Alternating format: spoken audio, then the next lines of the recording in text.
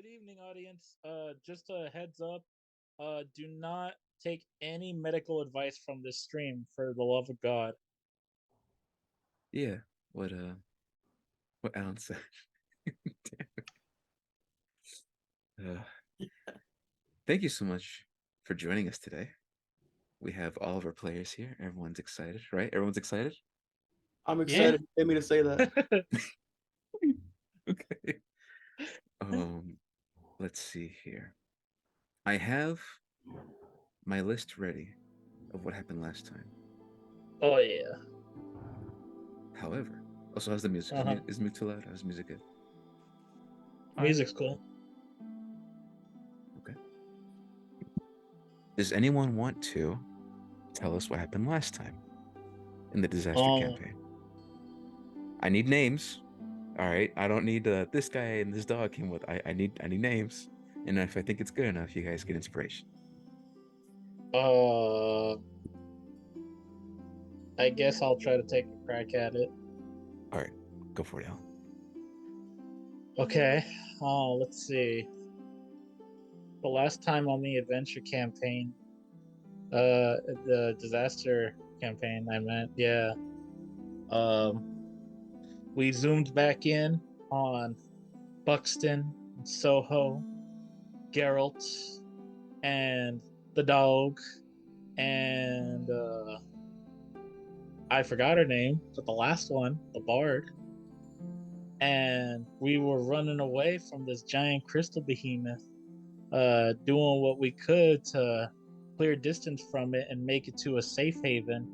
But that didn't quite exactly happen as we were all thrown off our cart, or not cart, but our sled that was being pulled by the dog.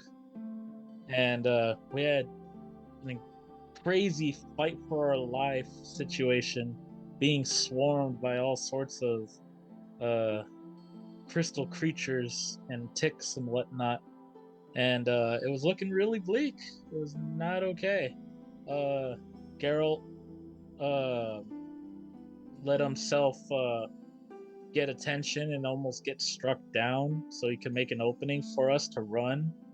Um, and we actually did manage to get past a bunch of the swarm, but not without uh, not without some trouble.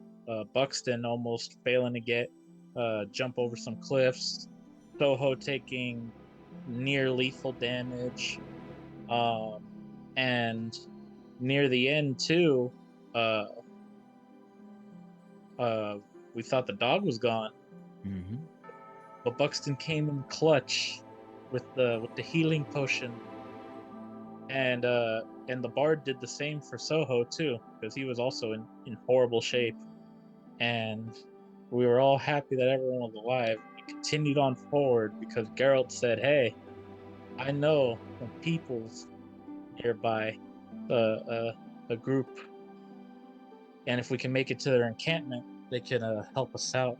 So, after resting for a bit, we scurried off before the creature could rear its head again close to us because it was coming back. But we made it out. Made it out before we had another confrontation. Mm-hmm. We made it to this encampment, and lo and behold, who but Guido and Riz were to be found there. And we were reunited, and it was an amazing reunion of laughter and tears and Riz dying on the floor. It was pretty dope. Um, we were gonna talk to the lead of the encampment, whose name I also forgot. Mm-hmm. But she was like, "Lol, I'm too tired, so let's do this later." And I was like, "That's fair." We were also fighting to the death, so we're kind of not too into it either. And after a bit of an RP sesh, talking, chatting away some time, we all decided to get some rest. And Buxton had a terrible nightmare about his past encounter with demons, his very first encounter with demons, and it it spoke to him, demanding reimbursement for its efforts. which Buxton was like, "What? I ain't know you nothing." But the demon was having none of that, and Buxton woke up to his blades being tarnished and blackened, along with a inscription that says something like "You will pay," all spooky like. So, what will happen to our buddy Buxton, and what will happen to the rest of the crew as they seek out the rest of the boys? Find out on this episode of D&D. Damn, Alan. That was good. I give you good.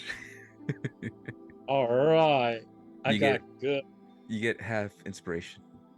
What's half inspiration? No, I'm just kidding. You get inspiration and then go ahead and give the inspiration to someone else. I give the inspiration to Sweeto as I can. So for this game, Alan and Andrea have inspiration. Write this down. Hey, I remember the time. I'm at 3 now. 3, man. Jesus. Again. I've been doing a very poor job of keeping track of my inspiration, so I'm gonna try to do better about that. I'm gonna assume you have just the one, right? I'm gonna assume, but then again, if I've ever earned any at any point, I've never used them because I just straight up never used my inspiration. We'll keep track of that. Don't worry. That's why I'm saying like I've been bad about that, but we'll figure it out. One thing to note, because that was a very good, last time. The bard's name is Birdie. Birdie, that's right. Birdie with the bad puns. And she is extremely terrified of this entire adventure. But what's She's pushing extremely her? terrified of everything. But what's pushing her is the guilt, honestly, of leaving the student behind. And now she's on this journey, keeping you healed, keeping you inspired with her songs and her bad puns. But what you were traced by was the Crystal Megalodon, a legendary beast that had once visited the Beast Hunter's Vale, and it already has its own legend about it. And one thing to know about this creature is that it had a legendary weapon, From Bram Stoker. The Rending Spear, just as powerful, if not more powerful, than the Phoenix Blades that Buxton has. And then while that happened, a lore drop. Geralt the Old happens to also be a part of, Beast Hunter's Vale. Yeah. And it seems that he didn't get a cat either. It seems that he just went with the regular old dog. Yep. Now, keeping all this in mind, let's see here. You guys have your healing potions. You guys have your inventory. I've been trying to keep track of that, but I'm gonna hopefully leave that to you guys here on out. And then if something comes up, then something comes up. But if you need me to, I could put the inventory, what I think you guys have, in the chat once again, just so that you guys know you have it. And then after I do that, we'll go ahead and move on to the game proper. Would you prefer that I put it in the roll chat or in the Zoom chat? Roll chat.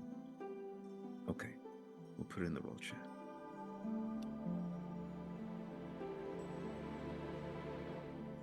Also, if you guys haven't figured it out, this is some Dark Souls 2 music.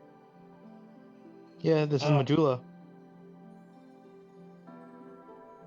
Oblongata. Okay. And then from here...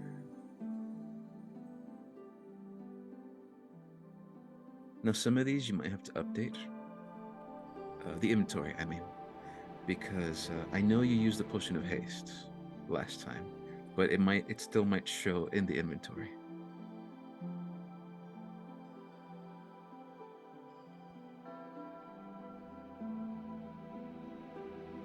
All right. And then moving on to the next scene. Okay. Can everyone see the map? Yes. Yeah. Yes. Okay. I think this is DS1, not DS2. Oh, No, I think it's DS2. Is it? But I was I feel also like- wrong about gout, so I could be wrong about this. I know that this is definitely the opening main menu on Psalm, and this kind of seems close to the song you hear when you reach to Majula in DS2. Yeah, it's calm like Medulla, but I don't think it actually. Anyways, this stuff. I might have a bad link, but let's go ahead and move on to what's actually happening right now. Riz, Yo. while meditating in your sleep, because the long rest is not completed yet, Yep. While vibing. I need you to go ahead and roll 1d100 for me. Oh boy. Did that include my super? No, Okay. Damn, That man. is a 74. 74. I had to check. All right. Eeny, meeny, miny, mo. By a toe. Okay. Andrew, Yes. high or low, buddy? Hi. High. Okay. Sammy, even or odd? Let's do even. Even. Okay.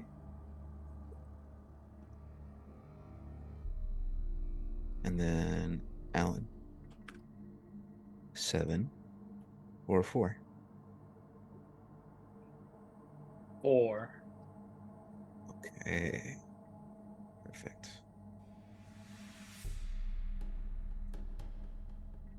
Riz, at some point while you're resting, you feel the hot winds blowing in the night.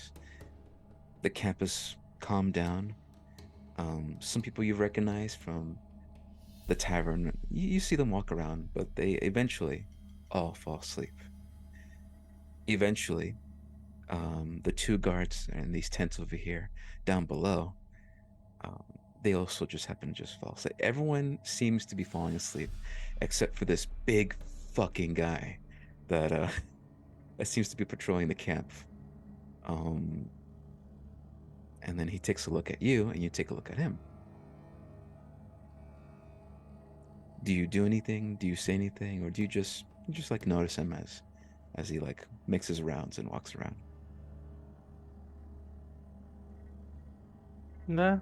I'm just gonna sit there. Keep relaxing. You get this intrusive thought, like out of nowhere. It just pops in your head. I bet he tastes amazing. And then you look at that thought goes away, and you think, this is a question for Riz. Does Riz eat people? Does that how he consumes people? Or does he just eat regular food and he doesn't eat people? Riz believes that the strong will live and the weak will die. Riz knows how to survive. If the only thing on the menu is a person, Riz will survive. So it's not off the table. It's an option if necessary.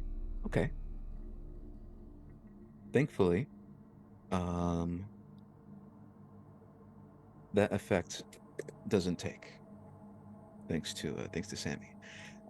However, you do get the sensation that your heart is beating slower and slower and slower than normal, and you're thinking you might have that sensation come back again, where you might go blind, deaf, and everything. Go ahead and make a Constitution saving throw for me. Not as that count. Yes, that will also count towards the disadvantage. Oh, I can't get any worse than that one. I fucking lied. That is a natural one. 7. No natural one. It's a natural one, but you know what I said last time.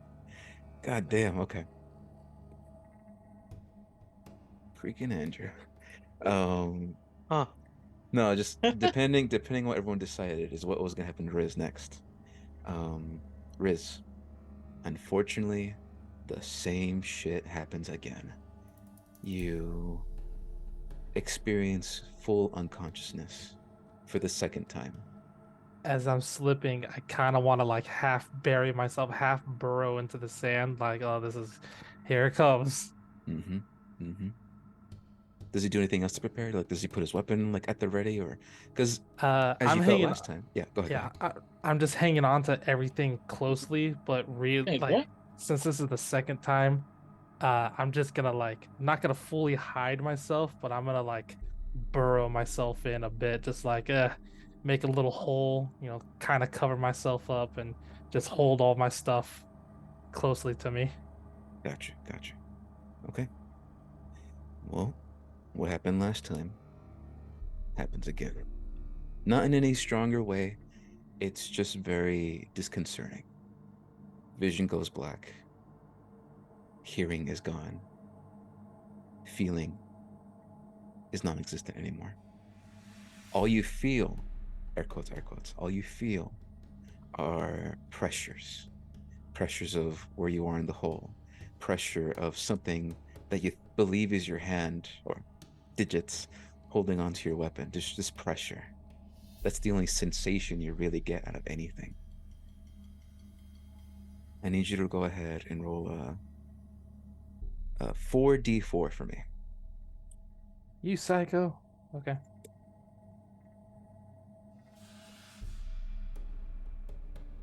That is a 6. 6. All right. That's Whole that's lot of actually ones. that's actually pretty good. You didn't want that to be high. Your max HP of 63 is now gone down by 6 more. Okay. Let So me you're at 57, I think. 1, 2, 3, 4, 5, 6. Yes. Okay. You're not permanent health of 57 hit points until the end of the campaign. Bro, you need a doctor.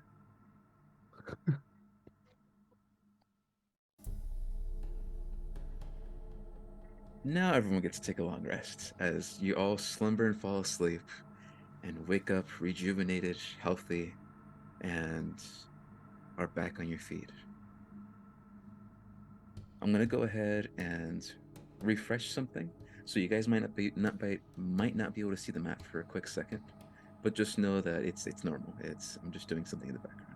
In the meantime, go ahead, talk amongst yourselves just for a brief second, and then I'll get back to you. Okay? Hey, DM. Yes, So that was a long rest, right? yes, that was a long rest. Okay, cool. Am I allowed to press it? Yes, you're allowed to press it.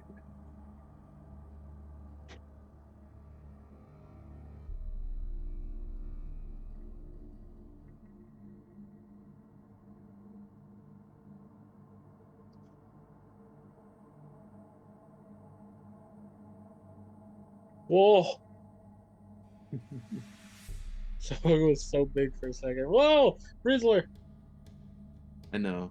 I've updated your tokens for me, and there's a section called GM Notes, where I get to keep track of you guys' notes and stuff, and it's really cool. But I couldn't update it while you guys are still in play, so I had to just refresh everything. So you guys are now on the field.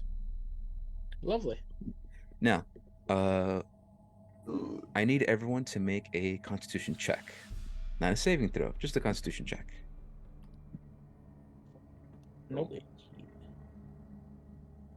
It's kind of stuffy, which makes it a little smelly because I'm a little bit smelly. That is another natural one from the Riz. Hey, we're getting these out. All right, we're getting these out now. No problem. And that's an 18 for old Buxton. All right, Buxton, you wake up first.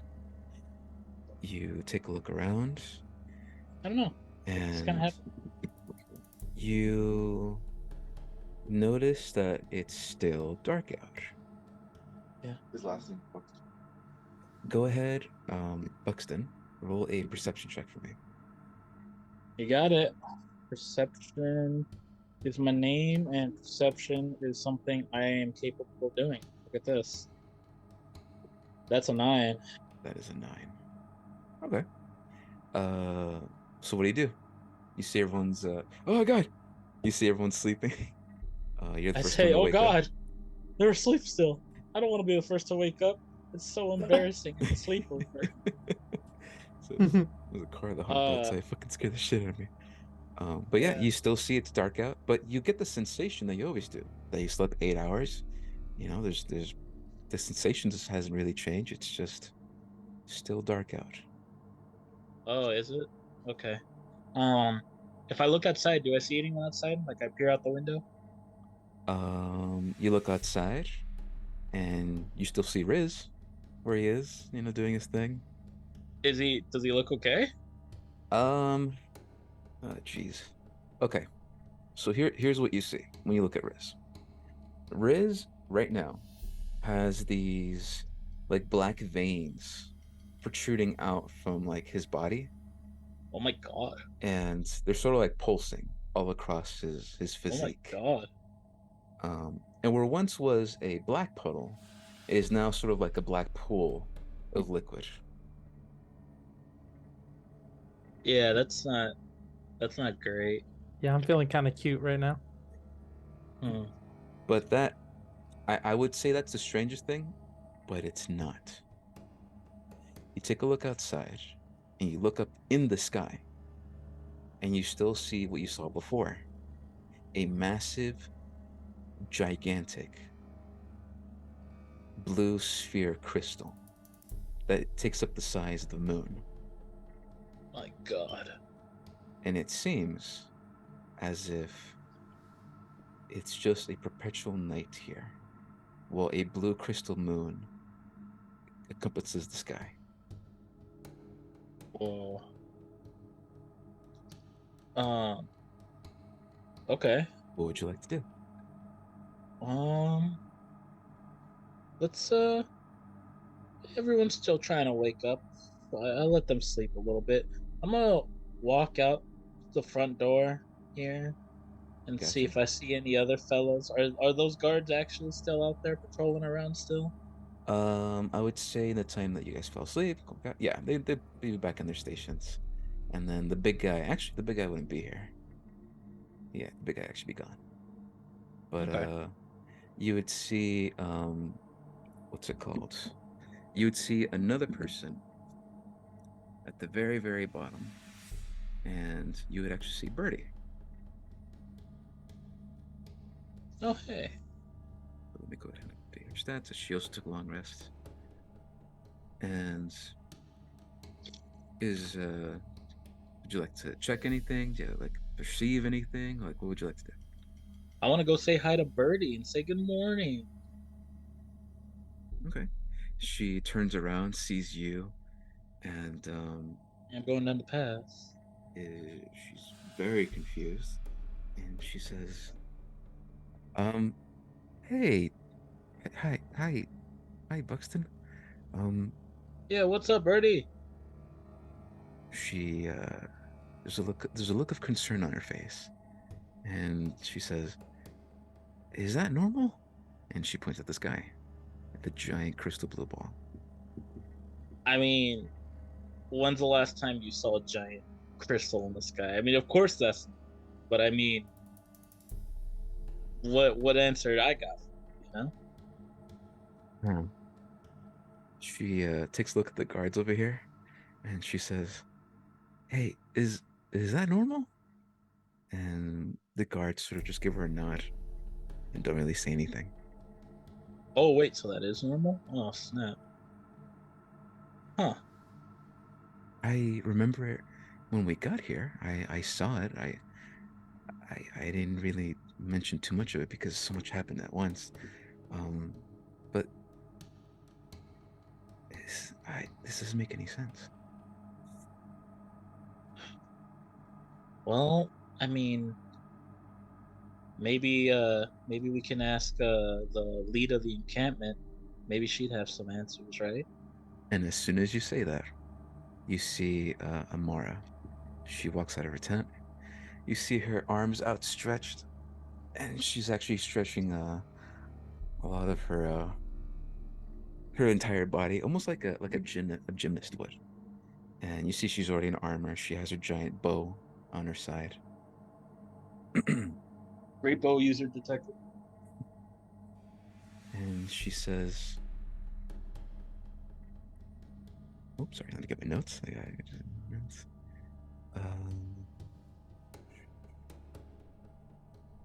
Oh no, I lost my notes. She Yes, says, sir. "Be pleased." Be pleased. How are you doing, my friend?" As she takes a look at you. Oh, well, morning, Chief. We were just talking. Me and my friend Bertie here were just talking, and you were just coming up in our conversation.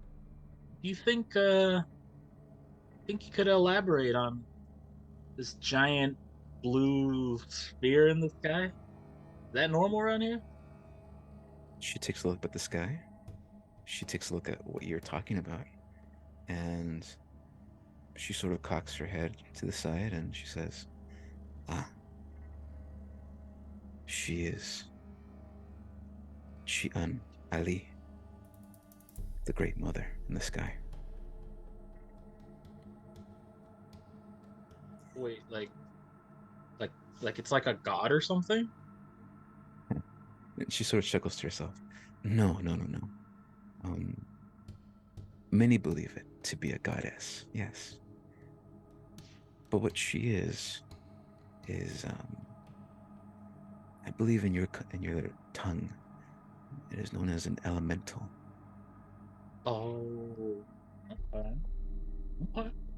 However, how much do you know of the space between spaces, the lands between lands that exist in our world?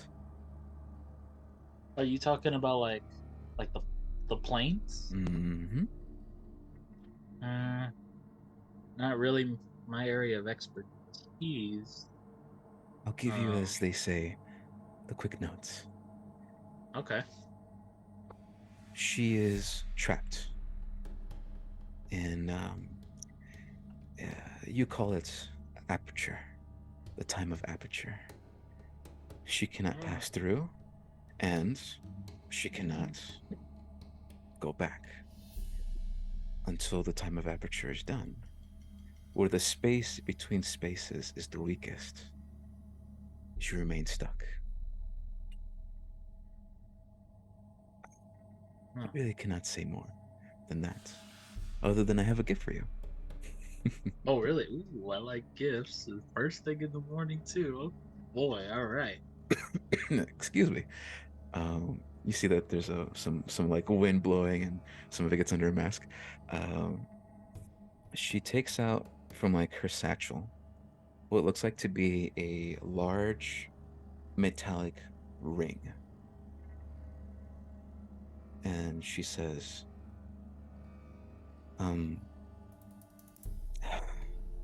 I'm afraid to ask, but I will ask anyways." I'm afraid what you're gonna ask too, handing me a ring like that. She I responds get it, with, kid. I do not know what you speak of in your traditions, but I know this much. No, this is not us, and I do not like you that way. Oh, that hurts. All She right. takes out this large metallic ring, but the ring is so massive you need two hands to hold it. As it looked like as she took it out, it kept getting bigger and bigger, and it sort of like inflated almost until she's Oh my holding it with God. two hands. And she walks up towards you and she says, "This is yours now." Um, Prophecy says that at some point or another, Bertie the Bard and Buxton the Monster Hunter would arrive to our village. and I was to give this to you. Although I'm starting to think now that prophecy's kind of bullshit. What gave you that idea? I didn't disillusion you with my personality, did I? No, not you. As she takes a look behind you. Oh, yeah. Riz is a little rough around the edges. At least that's who I'm assuming you're talking about. He's a interesting fellow. Regardless, this is for your wizard friend, as she hands you the giant ring. Oh, Um, okay. It's supposed to help you. I never studied it. I just knew to give it to you. Huh. All right then. I thank you very much for this. Then I'll graciously accept it. She nods her head, and then there's sort of this like concerned look in her eyes, and she says, "Buxton, do you know what a harbinger is?" A harbinger? Mm-hmm. DM, what I know about harbingers? Is that Roll it. in? Roll intelligence check. Okay. Let's see. Intelligence check, huh? Roll. Did it right. No, that's a 7. It's a 7. You have no idea what the fuck she's talking about. You're just happy that you got a ring. Hell yeah, baby, big ring. Yeah. I have no idea what a harbinger is. Care to enlighten?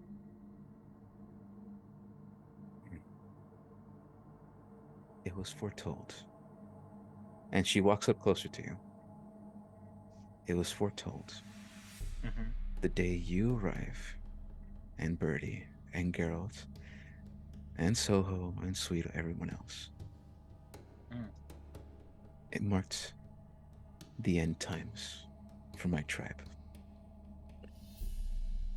However, you're not a harbinger of death. It is great fortune that you are here, because you will be our saviors. Yeah. The path you took to get here, you crossed the Cyan Sands and came across a giant megalodon, correct? Mm-hmm. How was that, by the way? Did you kill it? No, I like the people before me. I couldn't land a killing blow on the dang thing. And were you rested with the giant bonfire? Did it come back? It actually did. We when we woke, we had to quickly make an escape because it had returned. But as you could see, thankfully we got away. Thankfully, chose not to pursue. Here we are. It's very concerning. But for generations, me and my tribe have built these tunnels beneath the sands. I will tell you this.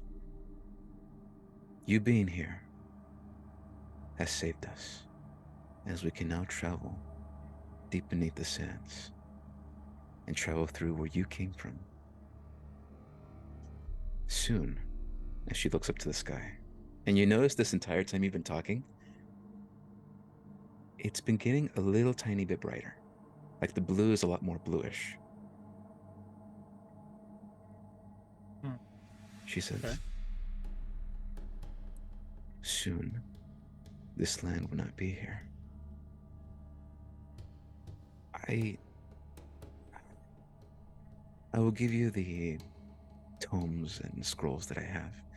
Maybe it'll paint a better picture for you. But for now, I am done. I will send you to the person that you're supposed to meet to find this student of yours, Aaron. And that is it. I shall be leaving. Very well then. All right then. I guess maybe I should go get the others then, so we can all get ready for our next venture. She nods her head, and she says, "Please do. We are, as you say, burning moonlight." As she quickly turns around and begins to speak to her commandants, and you see that both of them go after the giant camels. Which, by the way, giant camels. These things are fucking huge. Okay, Like, so it's able- not just a precise picture for No, silly. no. These are huge camels. But yeah, Okay. Huh. Oh, you know what? yes. I'm gonna quickly turn to Birdie, who I'm sure is pondering all this information. She is and- fucking confused. Yeah. Birdie, you get a lick a sense out of any all that. She has this, I would say, dumbfounded expression. And she just shakes her head. It's like, I never introduced myself to her. How did she know my name? Same here. And it's one hell of a thing to barely know someone, and yet they drop the whole "you're our savior" business on me, handing me rings of unknown origin and power. Like, the hell am I supposed to do with this thing? I think she said it was for things for Soho. I think he's the one that knows Right. how to use magic, but I could take a look at it before he wakes up, maybe figure out what it is. I guess if you'd like to take a spin at it. But before you do that, though, because Mara brought up Riz earlier. By any chance, have you noticed Riz isn't looking too great recently? Like, he already wasn't looking too awesome earlier, but I was just staring at him not too long ago, and it's like his like whole body's convulsing over there. She takes a look and looks past you and takes a look at Riz from how far she can see. And she says, "Oh shit." And then she looks back at you. Yeah, he looks fucked. Yeah. So what I Oh, was sorry. hoping to Apologize for ask- sorry. what I was hoping to ask was you're somewhat familiar with fixing folk up. You think maybe you got anything in your bag of tricks for fellow Riz over there? I can try, but maybe we'll check with Amara or Soho, see if he has any healing capabilities. Mine, I have to be honest with you, Buxton. I didn't pass a cleric school. Sort of just wing it here. I can do support. I know healing magic, but none of this revive the dead people thing or remove cursed stuff. That I failed at, and turns out I got more money from singing and dancing than healing. Yeah, I guess all right then. I just had to ask. I would have asked Amara earlier, but I got so caught up in the whole, again, prophecies, saviors, harbingers, all that business. I barely find the time or even get out of being bewildered myself to even bother asking. I think she's on a schedule. I think us being here has stressed her out a lot.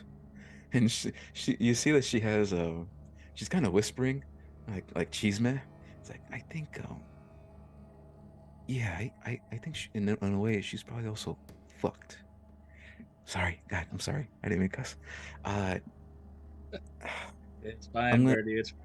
I'm gonna go check on Geralt, and then the three of us with Bruno, we're gonna check on Riz to see if Riz is okay. and then once everyone's ready to go, well, I just check in with Amara, I guess, and then see what she has to say. All right. Perfect then. How about yeah? So you go rally up Geralt and maybe see if you can get in a word with Amara, and I'll handle dealing with the other folks of the party. Yeah. All right, break, and then Perfect. she walks up. And I do just that. And that the first person I go to kick awake, not literally, but I'm gonna go push. I'm gonna go push Soho around a good amount. I'm gonna see. Does he wake up easy? Soho wake up easy when I give him a tap? Or do I gotta shake him up a bit? Oh, you gotta shake him up. You gotta shake him up, dude. Yeah, I guess he is a sleepy boy. Yeah. So at first I start light because I gotta be nice. I give him a little tap. I'm like, Soho, Soho. Where you going? And then I see he's not responding, so I start like shaking him more, like actually like moving his arm around. I'm like, Soho, Hey. wake up! Huh? You awake? Huh? Wake up, dude! Huh? We got we gotta get up, man. It's time Huh? to get up. What? It's time to get up. Oh. No. What do you mean no? We got a mission to do. You're giving me a headache. Soho, gotta Yeah. say, no, it is not great. You know how many people I've had to deal with before going out on hunts? People don't want to wake up. I hate being the first to wake up early. I hate being the guy that's got to bother everyone. So help get up, because I don't want to be the only one waking people up. I extend my hand up like towards the ceiling, Mm-hmm. and I just kind of leave it there, like I'm doing like the give me a hand gesture. Oh my god! All right, I immediately grab onto his hand and I like try to yank. I'm not you, man. Get away from me. Ah! And I call out to my servant, and I say, "Get me up, you bitch." All right, Very rude and ancient. that you have to cast that, right? I thought it was already casted. I thought he just stood. I thought he was just around. Is it because when you fall asleep, you go unconscious? So any spell you sort of have, that sort of just goes away. Okay, let's roll with it. I Mhm. say, where's my servant? Oh, god damn Those are it. your words for casting. I get up out of bed. I think he just expects it to be there and then he realizes it's not, so he just gets up. There it is. Alright. I cast my servant. Okay. And you see that there is an invisible servant. And so you notice something about this servant. Go ahead and make a Arcana check for me. You notice he's way cooler than normal. He comes with spikes and fire or a flame paint job. Definitely that paint job. With that number. Damn, 27. All right, give me 1 second. I need to take a look at this. It's unseen servant, right? That's what you're casting. Yes. Yep. Gotcha. Comes with wheelies. Are you casting it as a ritual? Yeah, let's do that. Okay, because if you cast it, you can cast it using a spell slide. But Nah, do it as a ritual. And in the time while you're doing that, I could probably go shake someone else awake. I like that.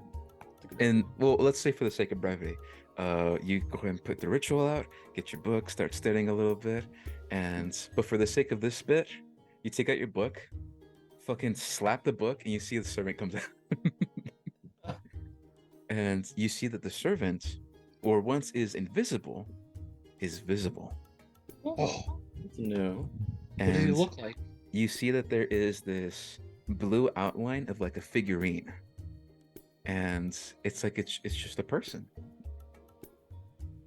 So what do you imagine your servant to look like? He's like the Ghostbuster slime alien thing. Okay. The second you think that, you see that he loses legs. You see he gains weight, and you see that there's just this like big dude, like a floating muscle with arms and with no. It's like Jabba the Hutt. You see Jabba the Hutt, but a blue spectral form, He's perfect. Whoa.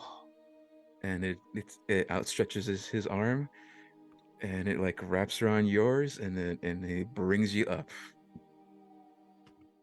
You've never seen this happen before, ever. What are you? It doesn't say anything. It's just a giant floating spectral thing. Hmm.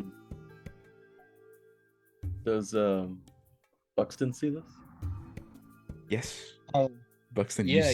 you see a giant spectral ghost in this case, which makes you very uncomfortable. Yeah, it kind of does.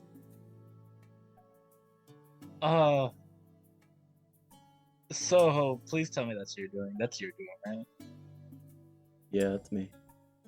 Okay, thank God. I'm over here. This Like thing my hands has get on. this thing has My one hand hit getting all point, by the twitchy. way. One hit point. If you sneezed on that and this thing, it would fucking die.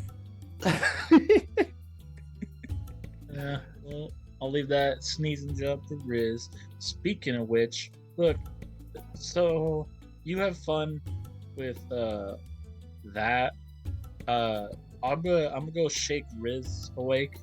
Do me a favor once you're all gotten yourself all nice and pretty. Shake Sweeto up, would you? All right. You got All it. right. And I start walking on out to go give Riz a kick, probably actually. Okay. You see that Birdie and Geralt, they're having a conversation outside, and Bruno is very excited, but they're all looking at the sky and seeing that it's still dark out.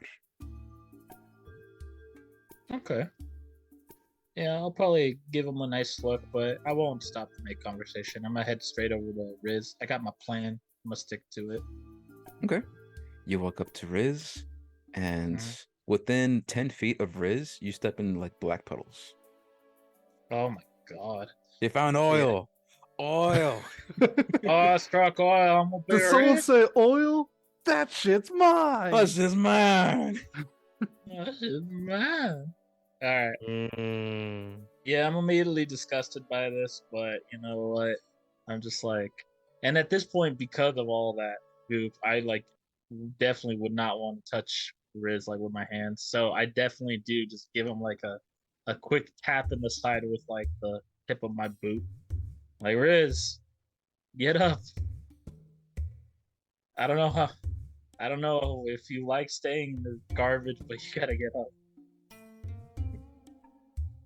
Riz. I imagine my eyes like opening up like 2 layers of eyelids, like the normal way and the sideways, and I just immediately just stare Oh at my you. God. Mhm. Ew. Ugh. Riz, do you see all this garbage you're laying in? I'm looking around. I'm like sitting up, and you can see that I'm like Okay. sure there's Sorry. black puddles everywhere, but I am Mhm. like half buried, and I just like rise out of the dirt. Yeah, you see Yes. that Riz wasn't out in the open. He's in a giant black puddle, and when you poke him, he comes out of the giant black puddle. Yeah. But yeah, Riz, you're awake, and Yep. you see Buxton, and this motherfucker kicked you. I'm gonna look around. I'm gonna take a deep breath. I'm gonna look at myself. I'm gonna get up, Mm-hmm. quietly walk to food. I ain't speaking. I'm just all right. I'm up. Okay. The nearest Well- source of food is the blood meat that's there, and all the vegetables and greens on the outside. Which at this point in time, there's this layer of like dirt and dust that's gone over it, but fucking, it's food. Yep. Well, shit, that was a lot easier than I thought. I'm just sitting there scratching my head, staring at all this goop. I probably immediately get out of it. Things out of Mm-hmm. like, yeah. Step out. I'm just gonna And- grab enough for me, quickly cook it, eat it, and then walk to the big tent where I assume everyone is still at. For sure. Okay, so who's doing what? Riz is going to the tent. Buxton is doing that. Sweeto, Soho, what are you guys doing? I'm waking up Sweeto. Okay. Sweeto, you awaken and you see a giant, like ghost-like creature right next to Soho. I am going to believe that it's trying to attack him, No. and yeah, I start bringing my sword out. Okay. Soho, you see like a man that is not in his armor, but still a giant guy. And you see he's brandishing his weapon, getting ready to strike. I step to the side, out of his way, because I don't want to die. So, Sweeto, you see Soho. He's trying to get away from this ghost thing that's I'm chasing trying to after get him. away. I go, ah! Then the ghost thing's chasing after him.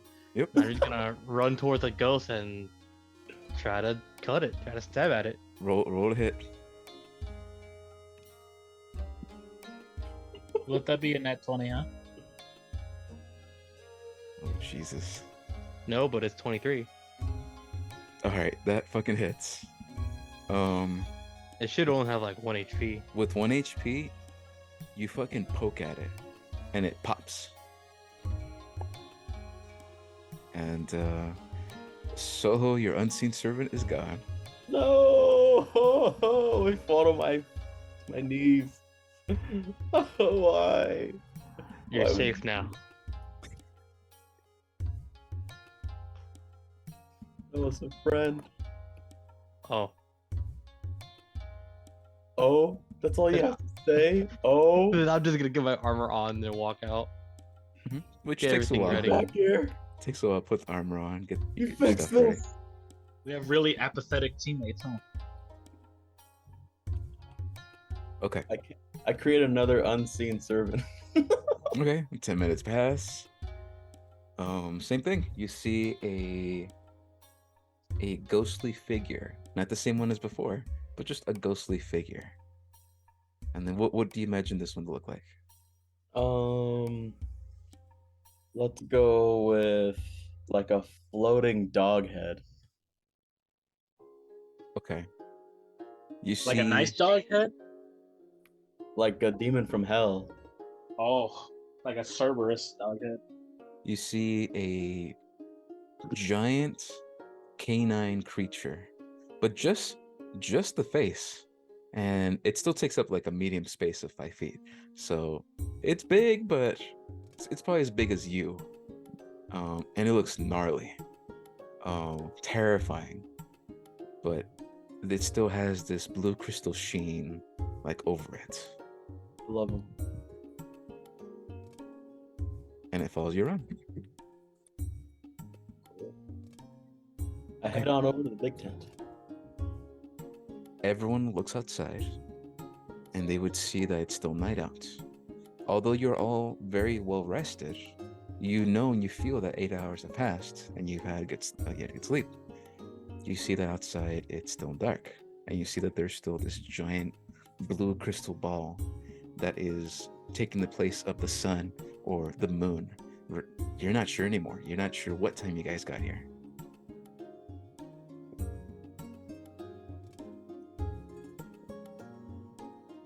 But if no one's gonna do anything else, prepare anything, do anything, I'm gonna go ahead and move on to the next scene. Yeah, let's move it. Oh, wait, if that's the case, I'm gonna What's meet up. Riz? Just seeing everyone still looking at my gross or my black veins, I'm gonna look at the teacher. And I'm actually going to attempt to just pick him up. So, you see Riz. He has a lot of food with him, and then Just enough for me. I didn't cook anyone. I just Yeah. quickly made jerky and ate it. That's it. and all of a sudden he's putting his hands on you. What are you doing? I'm not responding. I'm just gonna attempt to pick him up. He's picking you up. I don't want him to pick me up. Well, what are you gonna do about it? I put the Cerberus head over my head in an attempt to intimidate him. Okay. Riz, you see a giant dog head, and it's eating it's eating the teacher's head. Well, then I'm gonna pick him up and instinctually I'm gonna toss him in the fire. I still need to pick him up, and I'll deal with the head later. Fucked Okay. up. So you're attacking the crystal dog demon head, right? Tossing it.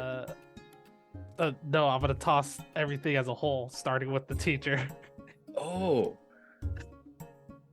All right. Sweeto, you see Riz attempting to pick up Soho as you guys are walking out. And then all of a sudden this giant like demon dog, blue crystal head, is trying to eat Soho. And then Riz is trying to pick him up. And then like there's a lot going on right now. And then Buxton, you're hearing this. You're hearing a commotion happening not too far away from you. Yeah, I'm a little bit off in the distance, but I see them over there. What the hell's going on? Yeah, I'll probably, seeing that madness, I'd probably rush over there and be like, what the hell is going on?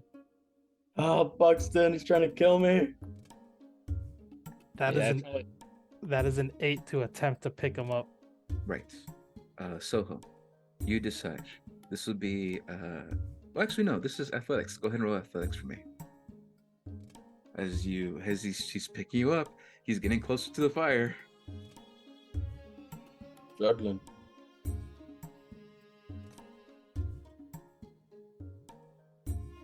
And you break free from his grasps. And you land on the ground, inches away from the fire. As you land on the ground. And Riz, you think to yourself, oh shit. He might be stronger than me. That was the whole mental test.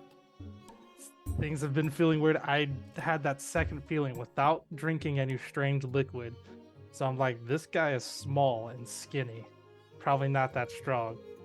Pick him up, he slips out, and like, I'm gonna see if I can't find any like medicine or plants that I think might fix me in this little growth over here.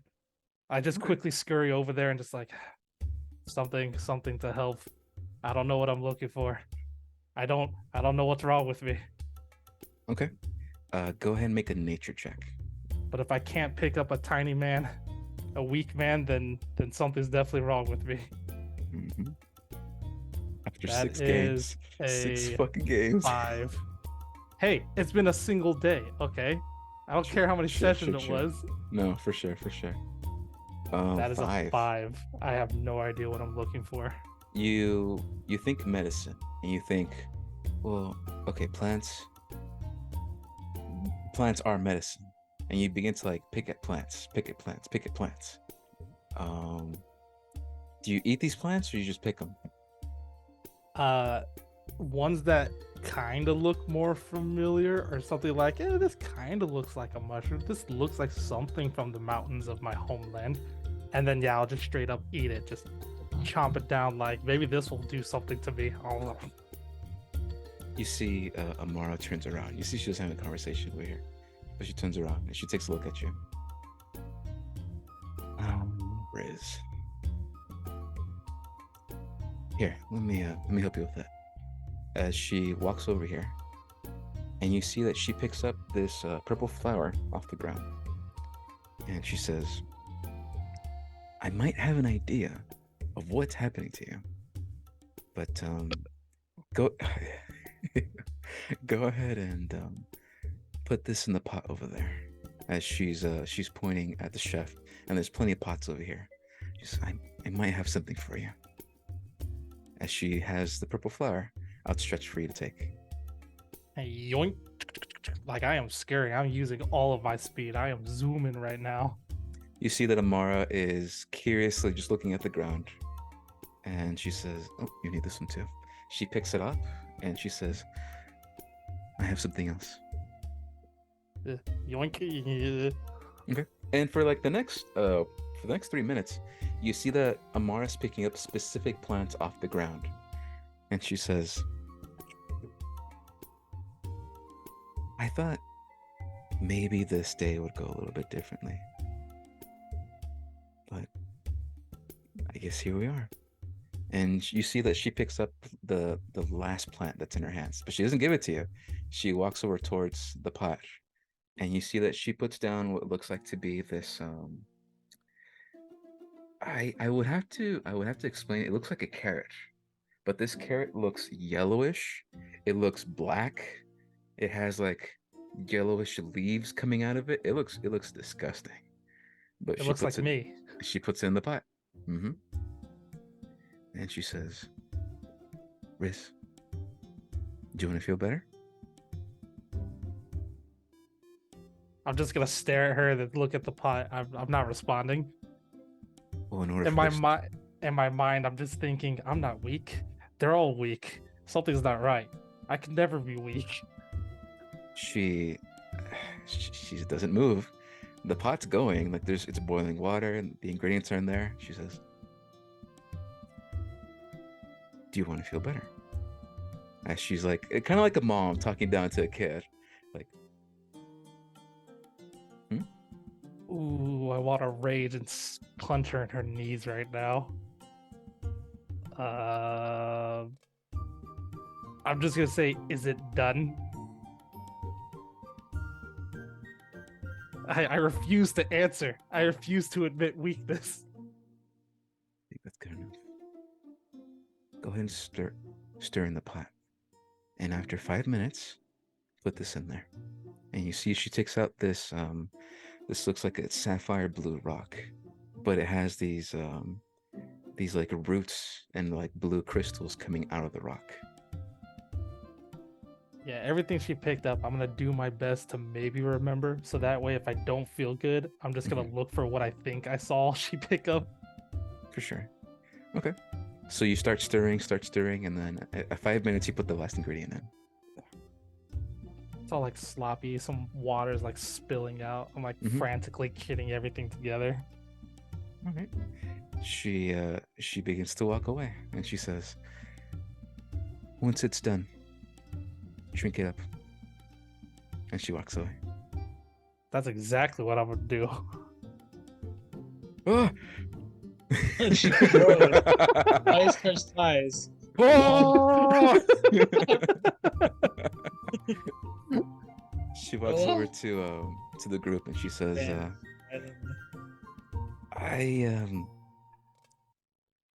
did what I could with Riz, but it's gonna take time for him to feel better." And then she looks up behind her at the big giant black puddle. She says, I just keep an eye on him. This for the remainder of the trip. Yeah, I think we'd have to do that even if he wasn't sick. I didn't tell him this, but there are side effects. And she like walks a little closer to you to whisper. Yeah, like what? He might start seeing things, and he might start attacking things that aren't there. Oh man, fuck. ayahuasca, bro. And that's not the worst part. What? There's Oh, great. more? There's more. He's gonna get stronger for What? a brief time. It's not gonna last. Oh. You're gonna stroke his ego. That's not a good thing, Amara. She looks very nervous and she says, "Well, in the prophecy, he's just these two things. Just these two things, okay? Write this down. Write this down somewhere." She says, "Don't let him talk to any of the guards, and especially don't let him talk to someone named Jojo." Oh, you approach me? No, we're not supposed to let him approach you. You can't kick your ass if he doesn't approach you. In hindsight, I completely forgot about that, but it works. She says, he is a very Stand user. powerful practitioner of magic, and he hates bugs. And if they Oh. start fighting, it doesn't go well. So please, don't let him talk to guards, and avoid mages. Don't even let him look at him. And if he starts freaking out, seeing things that aren't there, just remind him, just close his eyes and they should go away. Noted. And you know what? Thanks for the heads up. You could tell just by looking at her, there is just stress. There's just stress all across her body. And you get the sense that disappointment. you get the sense that typically the way she's dressed, the way she presents herself, she's typically like a well-mannered, very calm individual. But since you guys got here, her demeanor and her mood is just gone down. And there's just that. And she says, we're gonna leave in 2 minutes. In one camel. We should arrive to the city soon. So pack your things, get ready. We're taking off. Lovely. Sounds like a plan. And then good. as she begins to walk away, she looks back. Yes. Gonna abruptly erupt, like, so, Yeah. friend? You found a As- friend? As I'm just looking above your head. Oh yeah, you see the giant demon dog thing. This is a friend. You are learning good. Very good. Here, and Out I of- give him a gold coin. Out of nowhere, you see and hear the and you're like, oh shit. And you see Bruno the dog is running up forward. He runs, bumps into Riz and runs, and he jumps into the air and bites down on the giant demon dog thing. I dodge out of the way. Oh! Deck save, baby. Why can't I have nice things? Give me a second. This is okay. Oh man, I fucking love this game. Oh man. 17 to our- hit. He jumps in the air, soars and glides, bites down on this demon dog, explodes in its mouth, and he lands on the ground. And he looks back at everybody, and he goes, Morph. Or God, I love this guy. I'm so proud of him. I fed him like, oh, he's the best Wait, boy. That's your cousin. I know, my cousin's best. Borf, borf. And you see, like he goes in the water, like borf. Hey, Bruno, you okay? You cool with the water, or I guess I'm not your own. But you know what? Never mind. I ain't say nothing. Okay, Riz, you drink the thing, right? You put the thing in. I didn't waste a single drop. Okay. Chug the whole thing. Check the whole thing. Go ahead and roll 1d100 for me. It was good last time. Be good this time. Here we go again. You Oh traitor. boy. 12. Oh boy. All right. Okay. Alan. High or low? Hi. Sammy. Yeah. Even or odd? Let's go odd. Okay. Andrew. 1 or 2? 2, because Sure. it's not lonely. One of these is gonna happen right now. You, Riz, you feel you don't feel any different, and you walk over towards the group, and you see this giant fucking dragon that is flying towards the sky and heading in your direction right now. I ready up. I pull out the stinger. I'm guys- ready for a you new guys- part. good? You guys see Riz like get battle ready, and you see he's looking up at the sky like getting ready to do something. Dragon's getting closer. You see its breath. You see its mouth open wide, and it looks like it's about to chomp down and land on all of you. I'm Riz, immediately gonna doing? run over and tackle him down. I was just about to jump in, like fucking try to get into his mouth and like start stabbing at his tongue or something. Out of nowhere, you get tackled by Sweeto, and both of you land on the ground. Your eyes close for a second. They open up, and there's nothing there. Immediately rush over. Like, what the hell are you doing? Where is it? Where is it? Where are I'm just you? like, I'm looking all over the skies now. Where is it? Oh.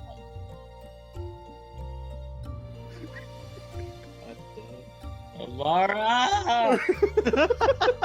Hey, Riz. Something else happens. You know how you take some drugs and you get downers, and you take some drugs and you get high. Sure. Well, someone decided you're high. So right when Buxton gets close to you, you see the color of his face change, and his whole fur changes, and he's now blue. And when he says, "What happened?" you just hear him say,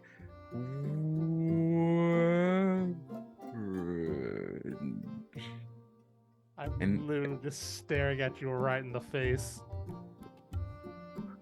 You see Riz's eye, his irises are fucking wide, just Oh, they're like super wide as dilated. fucking saucers. That's awesome. Like, Jesus Christ, what did I want to give you? Don't take random concoction from random ass people we barely know. They teach you all that all the time. I should be making my own thing. I know I'm stoned out of my mind, but I would like to argue that is the only sentence that gets to me, because this is now twice weird shit's happening and I took someone's drink. Just know, by the way, that you don't know how long these effects are gonna last. But goddamn, you feel Okay. pretty good. Like, yeah, weird things are happening, but compared to the last time, this is a plus. You feel like you can breathe fine. The weapon doesn't weigh as much. I can feel. And here's the last part. Oh, great. You get to decide. Do you want your attacks to be normal, or do you want your saving throws to be normal? Not ability checks. That's not an option. Only two options were available, and I decided attacks and saving throws. The player wants to choose saving throws, but the character wants attack. So what do you choose? I'm gonna go for attack. Oh, Power good. oh fuck. Okay. From here on forward, Riz no longer has disadvantages on any of his attacks because of this thing that's happening. But now Riz can properly attack now. My mind is clear. As I start poking and like petting Braxton's leg, the dog's legs, You're touching my legs? I like poke and I just like brush against it. Like, what the hell? Dude, the Yeah, sensation you feels see like weird. you see like my fur stand on edge, and I'm immediately like trying to shake them off me. Ugh. The sensation of rubbing his legs, it kind of feels like it's snow. And you feel like all these pins and needles like on your fingertips as like you rub, and like, oh, that's a weird sensation. And you all of a sudden you feel it across your entire body. Just like pins and needles, and like it feels nice. I just fall and I'm laying down on my back in the sand, just staring up. I'm gonna pick him up, and make sure he can't do anything. I am not resisting. Basically, using either one or both my arms to quote unquote tie him up, just carrying him. Okay. Riz, how does Riz feel about in his completely fucked state of getting tied up? I actually, I remember a video of watching bees be under certain types of drugs. So I'm kind of just like locked down. I'm just like, I want to say stiff, but I think I'm just like just kind of dangling and just accepting life right now. He's dangling. You, He's dangling. as you're dangling, you look around. You see that there's all these bugs on the ground, and they're everywhere. They're just everywhere, and you guys see that there's like a fly that's like trying to fly to get on like Riz's face. I just grab like probably a regular lance, one of the spare ones that I don't care about. I'm just like poking at the ground, thinking I'm stabbing some of the bugs. Oh my god. You see Goat, the old, and Birdie walk up, and they say, "Morning, fellas." Morning, you two. And they lean and they see Riz. The fuck is wrong with him? If I were you, I'd probably keep your distance a bit. He's not okay. I don't know what the hell Amara gave him. Amara gave him something, and now he's lost his fucking mind. You hear- Telepathically, I still have my connection to the teacher, so I'm just gonna be all like, y'all talk very weird. You see Amara takes a look at all of you, and she says, I apologize. She I chuckles to herself. apologize. She chuckles to herself and like keeps walking. We just spread a little jaw. I don't think he means it. And she says, "Are we leaving or not?" And she keeps walking. Yeah. Oh god. Guido, can you manage Riz? Hmm. Can you manage lugging this guy around? We gotta get, I guess. Huh? I'm I just start following. I'm like 4 feet. I don't think it takes that much to lug me around. It's using myself to keep you tied. All right. I want to party. get real quick. Yes. Go ahead. I got like a book that allowed me to learn a spell about enlarging and shrinking things. Enlarge and reduce. Yes. Yeah. What do I need to do to activate that spell? That is a second level spell that you can add to your book, to your your tome that has all your spells in it. The way it's not a spell that you have access to now. It's something you need to pass from your book. Oh, sorry, from it to your book, and that takes time and that takes money. Okay. But right now, it looks like your ride is leaving. Your guide is leaving without you, and it looks like there might be a chance next time, whenever you have proper time to do this. All right. But for sure, did you have questions about that, or did you want to do anything with that, or? Yeah, I wanted to like get started on Oh, activating. okay. If there is a difference, it's not 2 hours in one sitting. It's just you need to commit to it if you want to.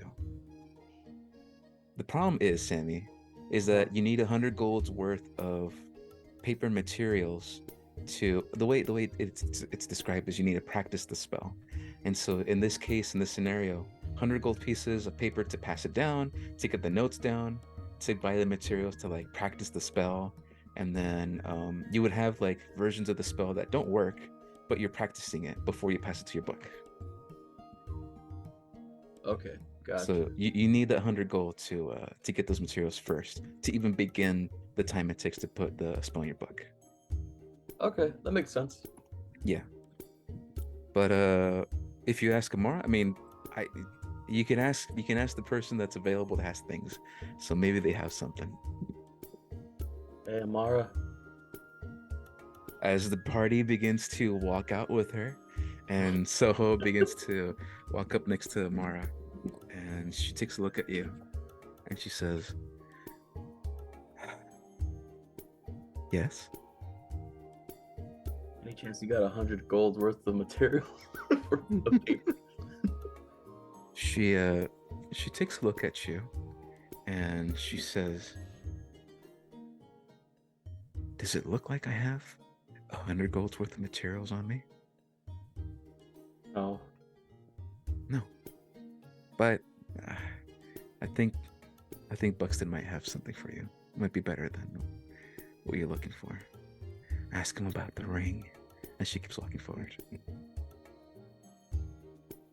I look at Buxton.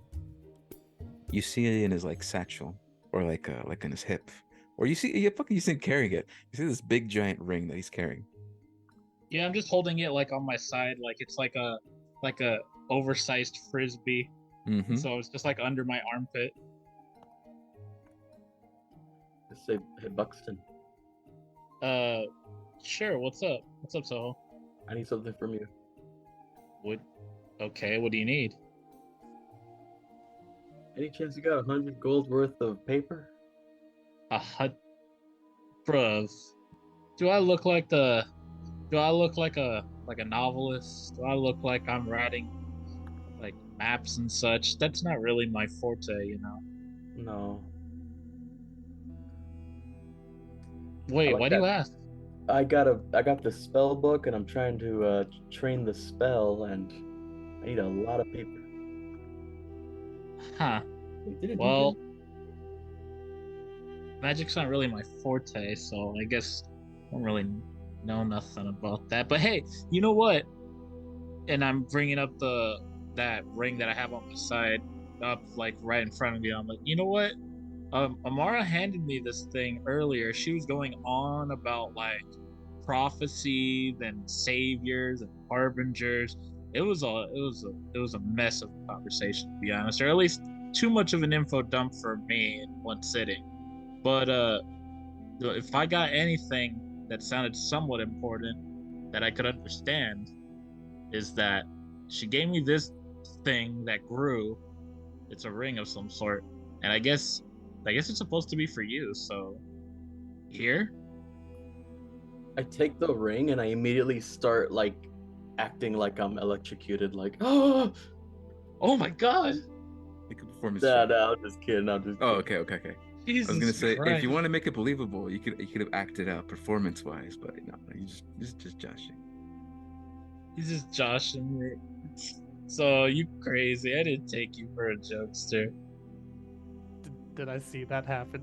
I got Riz would see a it looks like Buxton is holding onto like this eel that's like wrapped around a perfect circle, and he's giving it to Ouroboros. the teacher, and this giant eel thing just like it zaps the teacher, and the teacher like it goes up in smoke and he's gone. But Hey, then you close your hey, eyes and open them again, and he's fine. you big guy. Hey, I'm trying to talk to him, but I don't realize this is in my head. So actually, what I'm saying is going straight to the teacher. Hey, big guy, keep an eye on the fuzzy one. He's a murderer.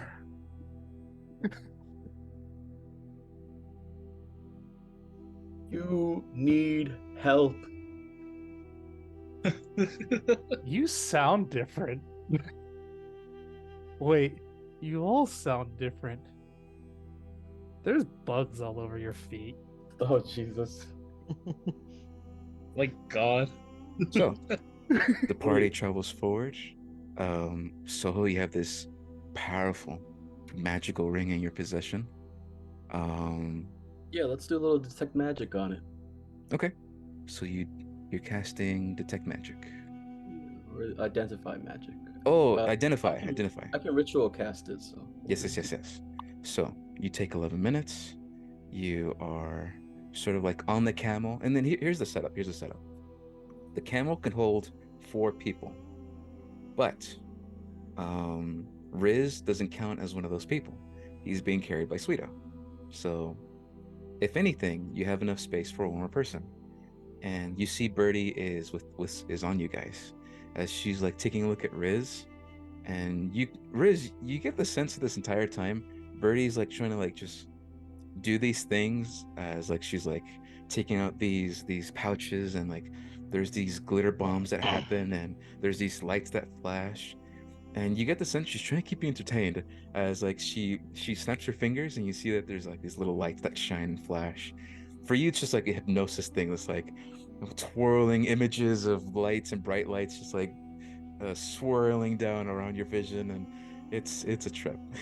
You I'm got like straight some Doctor Strange vision, visuals going on, basically. And I'm straight up she's just keeping you like just entertained. I am motionless and probably drooling that black goo out of my mouth now. Oh my god. Oh, Jesus. Bruno has gone bigger. He has the sled again, which Amara didn't give you guys two camels, but it looks like she already knew. Bruno is big enough, and that they have a magical sled of some kind with its own sling. And you see Geralt the Old and Amara are on that one, and they're taking the lead as they seem to both of them know where this kingdom is of Seranza. I'm gonna say in this time that it takes, you cast Identify, and you learn what the ring is. So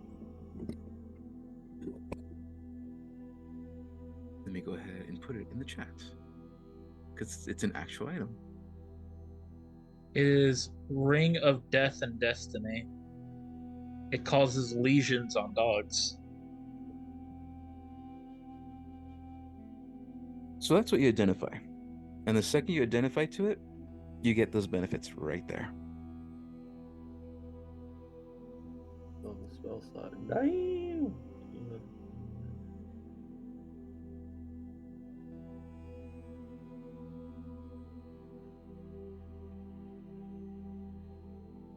What? However,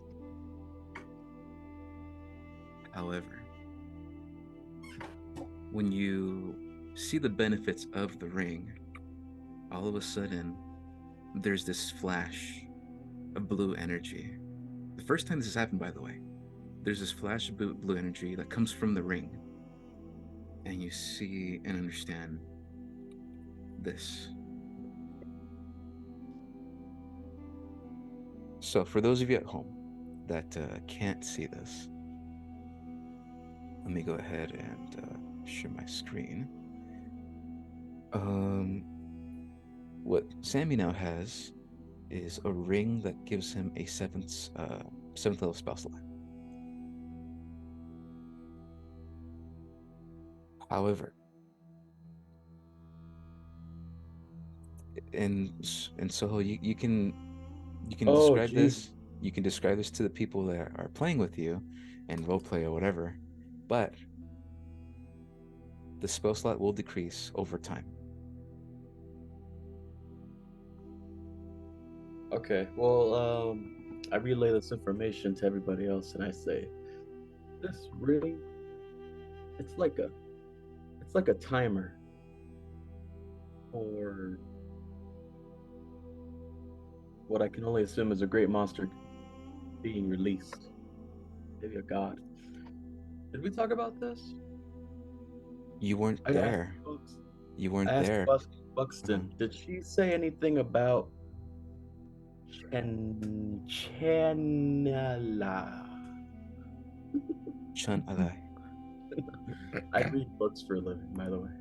Well, yeah, I guess at this point, I would start once he brings it up. I would start talking about what I was talking with Amara. I'd bring up how she brought up the whole harbingers. She brought up these idea of us being saviors. She brought up we talked about the blue crystal sphere looking thing in the sky, and how it was like they called it like a mother of some sort. It was supposed to be someone passing from through the plains, but had trouble doing so. So it's like they're like sort of trapped until like the barriers between planes grows thin, and only then will they be able to go through. Jesus Christ. Yeah, pretty crazy stuff, honestly. Now, Soho, you would know about the time of aperture. You would know about all these events and how in these next 7 days, which started 3 days ago, these next 7 days, the time between the planes is the weakest, and that weird shit would be happening. But you've only ever heard that happen in the continent of Izon. You've never heard that happening anywhere else but there. This is the first time you've ever heard that in the time of aperture, this event is happening in other continents.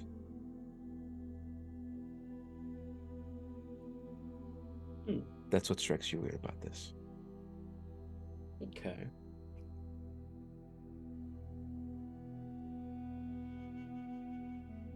But that's what you have.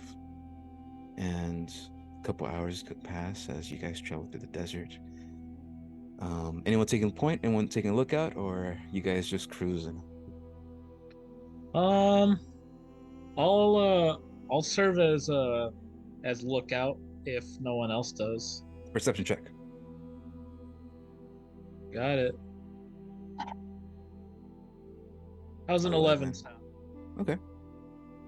You look around and you see Look that around. the night is dark. Not really a lot of light except some torches that Geralt the Old has lit up, giving you like a light around you. But there's just this eerie blue glow that keeps getting brighter as you take a look around. So making it a little bit easier to see around you, but not like full blown like blue moon level, where you can see everything around you even at nights. It's just a little bit easier to see as you take a look around, and even from this distance, this entire time, all of you can see the kingdom of Saranza, like in a general direction. And you sort of like rub your eyes, and it gets smaller, and it gets smaller, and it gets smaller. And you think like, what the fuck? Like, it's an illusion of some kind, a mirage, but you just typically know where the city is at all times.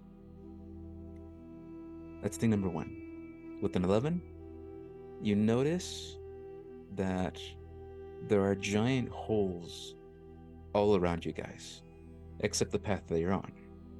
And it seems that although you're on bedrock of this red stone that is underneath you, and this like highway that you're on, of dirt road and sand, around you, there's still soft sand. And you'll see these giant holes out in the sand. And occasionally, you'll see a large fish of some kind bursts out of the sand with what looks like to be a crystallized scorpion, like a giant one, in its mouth.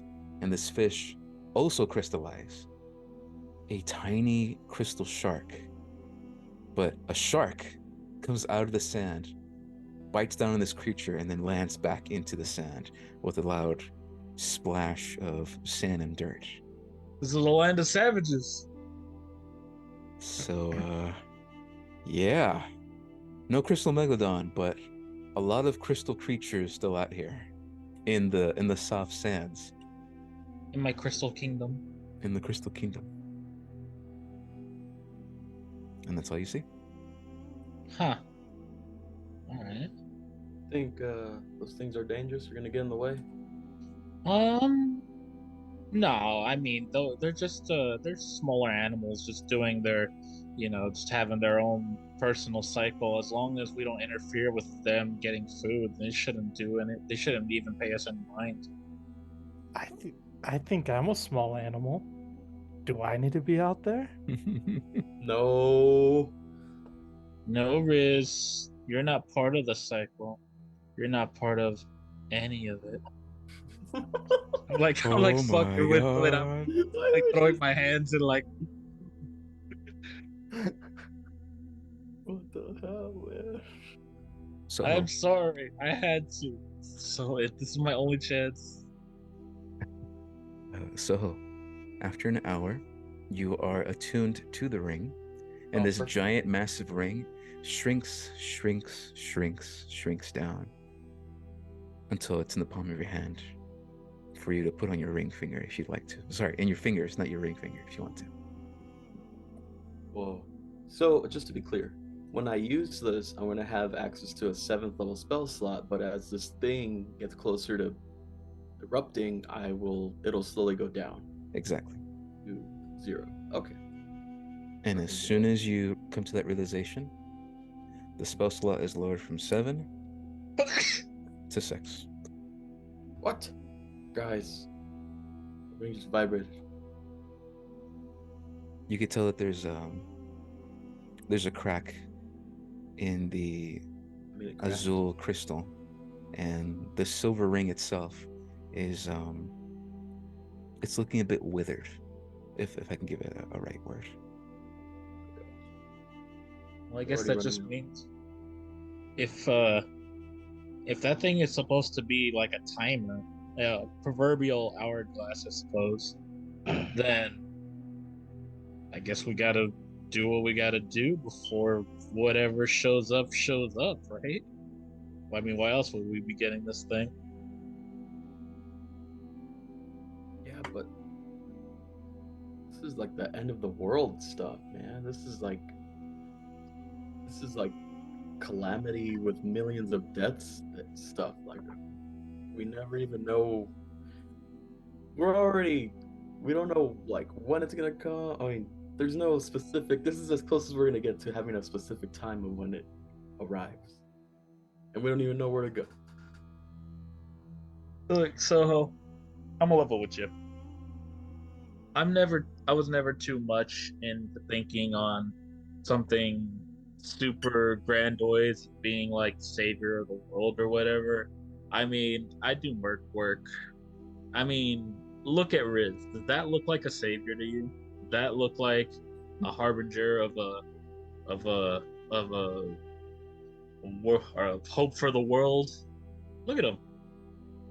Even Amara was telling me she's feeling kind of skeptical in the whole prophecy business. So what's to say there really is going to be some sort of massive end of the world business? I mean, sure, maybe something will happen. That's why you got this thing here.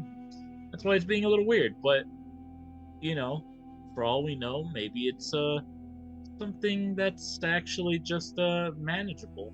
You know how many times there's been instances in the world where someone said it's gonna be the end of the world? Just to say this is not just another one of those things, you know? Hey, man, don't run away from your feelings. I know you're scared, but All right. Look, I'm just trying to give you some comfort here and say, I don't think it's as big as it's made out, right? And if it is that big, well then, dude, what are we supposed to do about it? I don't know. That's the stressful part. Riz, What you are the- see, No. Riz, you see a giant like goblin is like skipping behind you guys. He's like jamming out and like dancing, like hip thrusting, and he's just doing his thing while like you guys are talking. What is that? I'm throwing shit at him, but really, I know that that I'm currently held down, so I think I'm throwing like shit and rocks and sticks at him. I'm You get- like, hey, you want something? I kill you. You Put guys your head turn- as a mask. You guys Still turn holding him, around. whatnot. You guys turn around and there's nothing behind you guys. Oh God. I ain't Birdie- scared. Come Birdie- at me. By the way, has been hearing this entire conversation, and she pipes up and she says, I don't know about the end of the world, but should we tell anybody about this once we get in there? I think that's just gonna make a lot of people panic. But Yeah. what do we do? Well, obviously we don't tell anyone. Of course, yeah. You said it yourself. You have the answer right there. We tell people, they're gonna panic. I mean, again, I said it earlier, and I'll say it again. Let's say the end of the world is true, right? Okay, so we're really it's gonna be us doing stuff. And as Soho put it, we don't know where we're going. We don't know what's up. So how are we supposed to fix it right now? If we don't have an answer right now, and we go around telling people the end of the world is coming, first of all, that's if anyone even believes that, and now we're instantly branded as crazies. And two, even if we do get people to believe us, panic with no answer and no recourse for action. So I say we should hush up about it. Right. Listen, first of all, one of us actually is crazy. Okay, but that's not his fault, okay? I mean, Amaro drugged. All right, let's not put any blame on anyone. All right, that's not constructive. And second of all, we got questions, we need answers. We got to tell somebody. Well, all right, you got me there. Birdie speaks up one last time, and she says, "The thing that worries me the most is she's a nomad. She doesn't live in the city. From what I can tell, she lives outside the city. I want to know how she figured out all this, but one thing that gets me thinking and nervous is, what if she isn't the only one? What if there's more people like her that know that if we get there, something bad's about to happen? I think we're gonna get in trouble, and they might want to lock us up or something if we go. And like you see that she's like starting to panic a little bit. Like, should we go? Should Hey. Take it easy. Breathe in, breathe out. Look, it's all of us. I think all together, now that we're a nice large crew, I think we can start talking some sense. I just really think we should just lay off the whole prophecy talk as much as we can, unless we can find someone we can confide in. But for the most part, for just about everyone else, we lay off the prophecy stuff. I'm sure everything will be right as rain, you know? the second you say that, there's a drizzle that begins to happen, and it starts to rain a little bit. As you hear thunderous clouds and a booming thunder come from miles and miles away, and you hear Geralt the Old yell out, "We're here." You guys are I'd say a good 1,000 feet away from like the main gate entrance of this massive, beautiful countryside.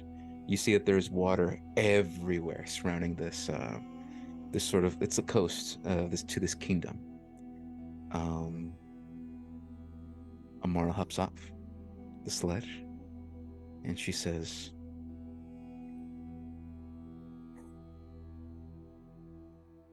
"I do not believe in prophecy. I believe in survival. And what I care most is about my people's survival, which means I have to care about your survival. To get what you want without getting yourselves killed is to speak to the king merchant. I know where he is. However, hearing pieces of conversation with all of you, and what you've been speaking about, yes, I may not be the only one. And if you start showing your face, there's a chance you might get in trouble, and they might lock you away. And it wasn't supposed to go like this." She whispers to herself, "It was supposed to go like this. We have options." What the caterpillar calls the end of the world, the master calls a butterfly. What? You see Amaro kind of like gives you like a weird look, and she says, "I hate this so much." Oh my God. But Riz does make a good point. We can go underneath the city like a caterpillar, or we can go on the rooftops like a butterfly and avoid detection. Or we can take these cloaks. And she takes out her bag and she begins to pull out these like large, heavy like cloaks and puts them on the ground. And we just walk right in there. It'll be quicker to get to the king merchant using disguises. It'll take longer if we try to avoid the main streets. So she takes a look at Riz and she says, do you want to be a butterfly or do you want to be a caterpillar? If I let the end of the world be inside of me, then I will not fear the end of the world outside of me. She shakes her head like, I don't know. And I don't know about that one. We go. Okay. Oh boy. She All right. begins to. She got kind of a clear answer from Sweeto, but she begins to nonetheless put on her heavy, like woven cloak, and it's dusty, it's dirty, but it's functional. It covers your face, it covers your weapons, it covers your gear. You guys look like dirty hobo monks. If Oh, you guys, boy. if you guys begin to put that on. I'm all for it. Let's go for it. Gotta say, I'm not a fan of just barging on in, despite what you may think about my choices. But you know what? With Riz as he is, I don't think we're sneaking around anywhere. So you know what? Maybe this is the best option. No, I think you're right. This seems like a bad idea. You think so? Well, yeah. I mean, this guy. Look at him. Riz, what do they see when they look at you? I'm trying to make spit bubbles out of the black goo. Oh my god. You actually, funny enough, don't see any more black goo. As you make spit bubbles and you just see regular green nasty goo that you always do. Oh, I'm making That's- spit bubbles. Making spit bubbles. Not good. But you guys see this. He's no longer spitting out black liquid. Well, I guess that's a plus. Yeah, well, thank God someone agrees with me because, yeah, I don't think a stealth route, with Riz is gonna work. So I don't know, I don't know. Amara speaks up and she says, "It is just an option. Options. The good news is that there's nothing to worry about as long as we remain quiet and go where we need to go. The second we deviate, we get in the eye of the prince and the priestess. We do not want to be in the eye of the prince or the priestess when we get into the kingdom." All right, so straight shooting towards who we need to talk to. I guess we'll Exactly. do that. I guess we'll do that then. We'll do just that. And then Geralt speaks up. Amara, I know, folks, these are dangerous people. The man she's talking about is Prince Jal bin Al-Nasir, and he's the reason why the kingdom of Serenza is a shithole. He overtaxed. He put down rebellions. He's really a bad guy, and he's also a bit paranoid. The streets, they're not guarded by people, normal people. He has large constructs that walk around the streets, and if anyone's breaking the law, they kill him. Well, I'm dangerous. I'm the strongest of the hive, strongest of all hives. Yeah, that's right. If I don't like them, I'll kill them. I already have. Where's my stinger? And then Geralt continues. Well, Riz, then for you, I'd look out for the priestess, Ashia al-Hakim. She's the leader of this crazy cult where they worship the moon and sapphire crystals from the crystal megalodon and other creatures from the lands. There's not a lot of them left because of her. And it seems that they are competing, the prince and the priestess, for the kingdom. And anyone caught in the middle, dead. And you see as he says that, he just like, he does a motion where like, just cutting, like, gesture of his head coming off, is dead. I'll be more worried about the dandelions coming out of your nose. He like looks around. It's like, Riz, you fucking funny. And he puts on his like heavy brown robes. Oh yeah. Alan, let me go ahead. I just saw the chat. Let me go ahead and get that. So yes, I need a break from RP, and I need a decision from the players. What do you guys want to do to get inside the kingdom? Do you want to sneak, or do you want to disguise, or like maybe you guys have a plan? Maybe there's an option 4. Like, what do you guys want to do?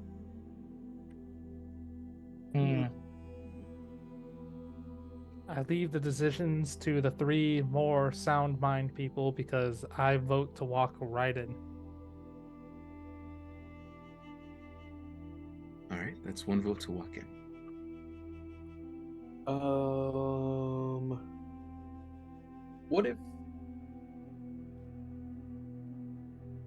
What if they're having some sort of event or something? Is that possible? Maybe we could just kind of blend in if they're doing something, or there's always something going on, isn't there?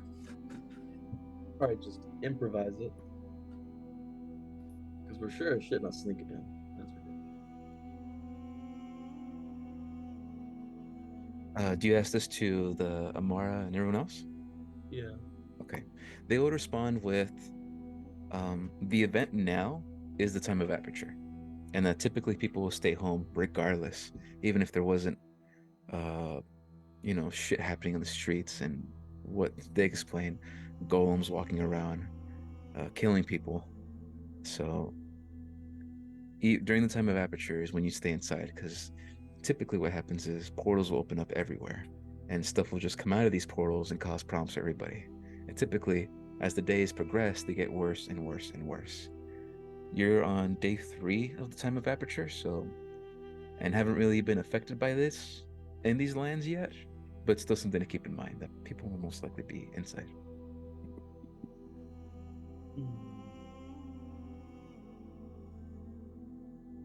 It'd be very off if you're just walking around.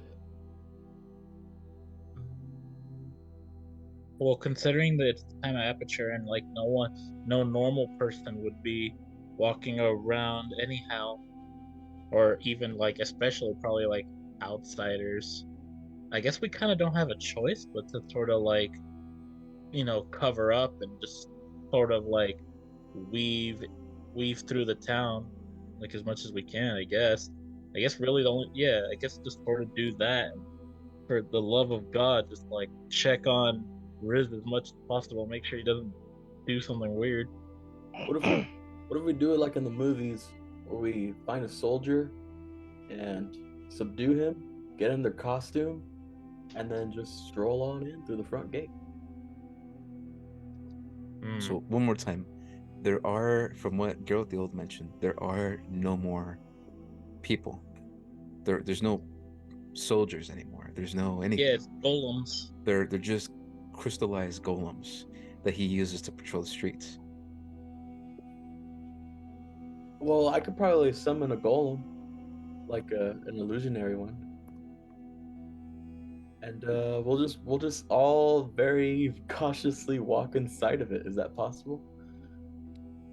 Can you do that? You would have to see what they look like first before attempting anything like that, because if you do one now, you wouldn't really have any idea what they look like once you start walking in there. But you can make an illusion that's like that. Yeah. Okay, well, I kind of like that idea. If we could get a little bit of recon, then we could do that. If you get someone like, I don't know, like, I guess I could go on in, try to all cover up. I'll I'll just sit there, study a golem, see how it moves about, try to write down details about it, and then I'll fill you in, and then I guess you just make your best image, and we work with that.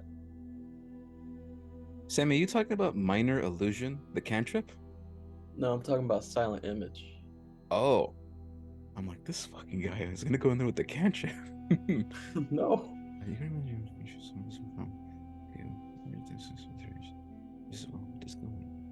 Oh, nice. I can do this. Holy shit. I was curious because I thought you were talking about the cantrip, but no, you do have. I do. Okay. It's a 15-foot cube. Do we fit in that? That would be. It's like 9 squares. Actually, holy shit! Actually, Yes. this could Please work. say yes. This could work. But Awesome. keep in mind, you already have a crowd. 4 people is a lot. But you have Amara, Geralt the Old, Bruno, and then Birdie. It's a total of 8 people in this party. Do you want someone to remain in the back? Do you want Geralt the Old to go back with Bruno and then go back to the portal, or did you want everybody to come? Yeah, because plan B would be like they see through the illusion and then I just teleport us as a group, but I can't teleport that many people. So we gotta take that into consideration as well. How many people can you teleport at once? Let me It's like see. 2 or 3 other people. He can do, because I also have this information as well.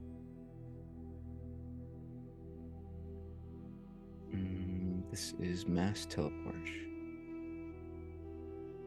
He can do 2 ally creatures of medium size or smaller within 5 feet of him.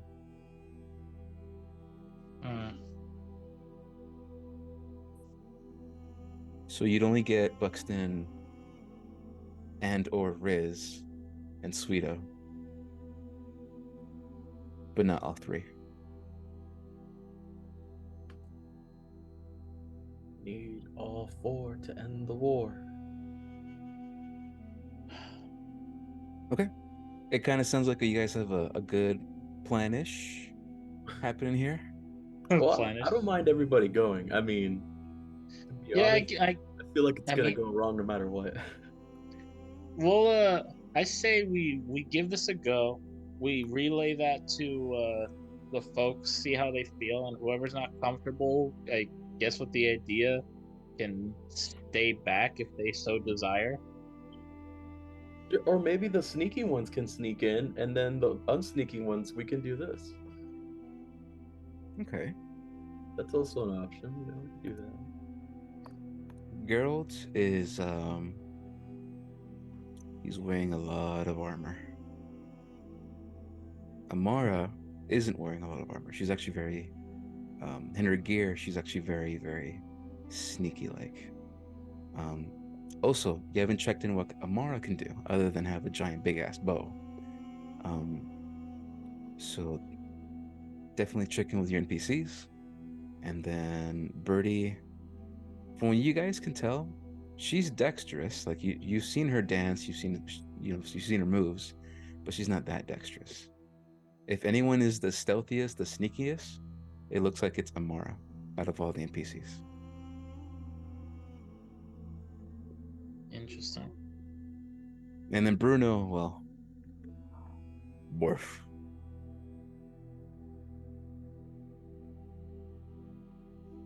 He's a smart dog, but he's still a dog. Dog nonetheless, yeah. Okay.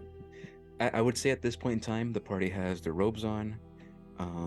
you see Amara whisper something to the giant camel, and the camel sort of like puts its legs together, and then it sort of like sits on its belly, and it's just like laying down.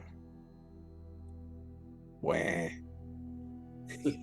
All right, well let's do the golem thing and just hope for the best. Yeah, let's just play with it and see if it works. Okay, so you're taking the entire party. Yeah, we'll do everybody. Yeah, let's do it. Let's just see what happens. Andrew, Zach. All right. Okay. Riz, did you get all that? All right. All right. If everyone's okay with it, then we shall go with this plan. Give me a moment to set up the match. Well, actually, we're not there yet. The party begins to proceed forward. Would anyone like to prepare anything or do anything before getting closer to these giant walls?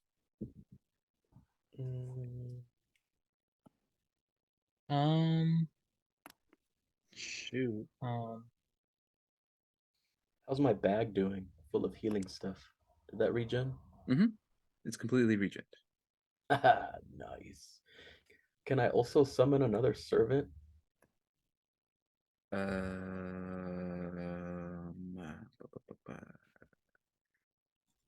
Give me a second here. As Unseen Servant is a first level spell, and it is not concentration. So, yeah, you'd be able to. However, big problem. Seems that this creature is no longer invisible and is now a ghost apparatus thing that follows you around.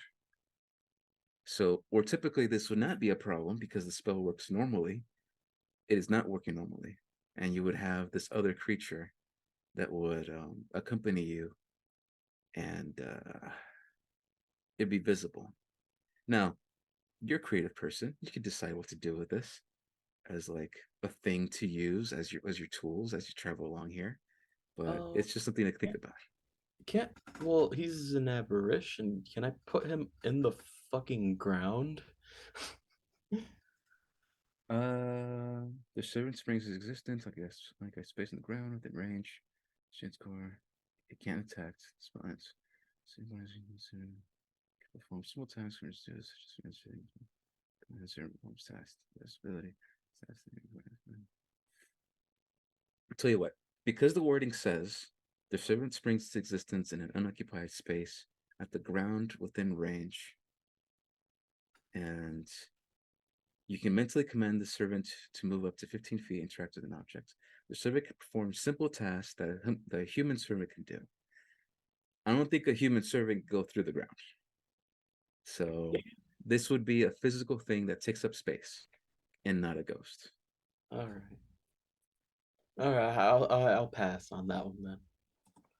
But definitely, like, if you'd like to, Yeah. that's a good, easy distraction for something to chase something after.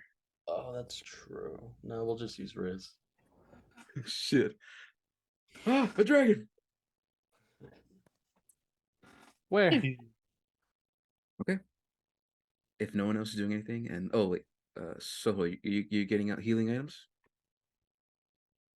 Yeah. Let me roll. Try to get a fucking. Let me roll for the healing. What the healing? Wait. So I can actually create 3 potions, or should I say, dried leaves that'll give us stealth, dexterity, stealth checks, advantage on dexterity. Stealth checks. That's true. If you guys use the That would be incredibly useful considering what we're doing. there's 10 points, and if you guys decide to use the 3 points instead of 1 to get a random item, use 3 points to get a pouch of dried leaves, and then this smoke grants everyone advantage on dexterity checks for 1 hour, and then it takes a bonus action to use this.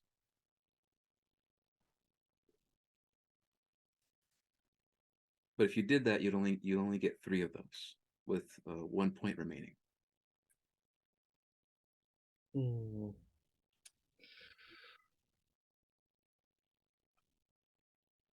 Yeah, we could do that, or we can try to roll to get this like disease cure for Riz. You get the sense, since we've been talking about this for a while, and you've seen Yeah. Riz's condition, Yeah, you it's get not the great. sense it's not a disease of some kind, but a advanced curse of some kind. Oh. I wouldn't want you to waste that. Okay. Well, then I'll just do 3 fucking leaves, dude, and just pass those around. Okay. 3 leaves. You see the pouch opens up wide. You put your hand in there and you take out these dried up leaves. And bonus action.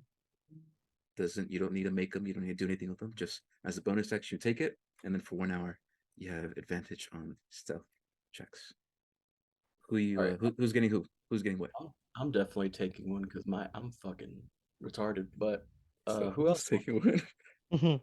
I feel like I'm pretty decent at stealth, like of my own skill. Not great, but like passable as is. So is there out of the other 2 guys, Riz, Sweeto, is sneaking your forte? I have disadvantage on everything. That's a good point. He should he- definitely get one. You should probably Okay. take one. I have disadvantage on stealth. Because of the Okay. armor. Both That's are getting right. one. So yeah, Yeah. this Both are works getting out. Okay. Well, I give it. There we go. So we got that figured out. All right, and I will eat mine immediately. Okay, so for the next hour, you get closer and closer to the gates. Anyone else doing anything else before we continue? Commit to this. Yeah, right Uh, before we go in, I'd like to just take a quick look at my Phoenix Blades and see if like anything else weird has happened to them aside from what already has. Make a Arcana check with advantage or a Perception check. We'll do the Arcana with advantage. you know what? Oh, keep going. That's a 16. 16. Okay. With the 16, you take a look at your Phoenix Blades and you notice something. The magical potency of this item, of the Phoenix Blades, for whatever reason, has increased. You don't know what that means. You see it, but you can feel the arcane energy from these weapons, and you can see where the infernal writing of bright red on these black blades are coming from. Has sort of given this item more, potency to it. But other than what happened last night, they don't really seem to have any other difference from what they look like. Just a good, like I mentioned, potency of magic. That's wasn't there before. Alright, that's it. I just wanted to see if there's anything noticeably bad before I bust these things out and they explode in my hands in the middle of combat or something. Anyways, alright, Riz, you wanted something? Yeah, I'm gonna use my chameleon carapace trait. I I'm gonna saw take the that. time. Mhm. I'm gonna take the time to give myself advantage on stealth checks and just blend in, change my skin color to the surroundings. Okay. Where you guys saw a black and yellow bug, you now see a camouflage red and like dark browns and dirt camoed Riz. He's a brown bug, a brown red bug. Oh. So we still have that extra leaf if someone wants that. I have now Exactly. blended in. Exactly. And then can you put that ability in the roll 20? That way I know what you're adding. Is it this button? It should be. If that's the case, I think I pressed the wrong button. Oh, Is shit. it this button? Nope. Ignore that. I'll figure it out. You keep going. Yeah.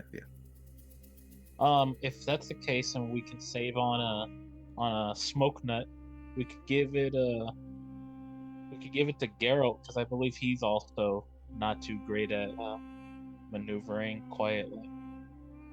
Yeah, out of all the NPCs, Geralt is the one that would suffer the most from stealth.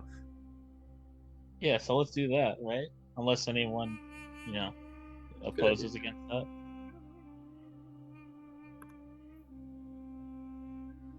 All right. So yeah, you're giving it to Geralt? Yeah. All right. Yeah. Geralt doesn't immediately take his until they get closer to the gates. But he's holding on to it. And he takes a look at... Yeah, go ahead. I was just gonna ask, how long were we traveling? Or really, how am I still super stoned? Is it coming down? I was actually going to mention, yeah. Okay, After cool. 3 hours of travel from the camp to the giant kingdom itself, you would notice that you're still high, okay? You're still seeing things out there. And then when they blink, these fucking things go invisible. Like, what the fuck? But yeah, you can still walk. You can attack. You're not as high as you were 3 hours ago. Okay, understood. That's all I needed. Just know that you're seeing some really weird shit. Hell yeah, time to make terrible choices.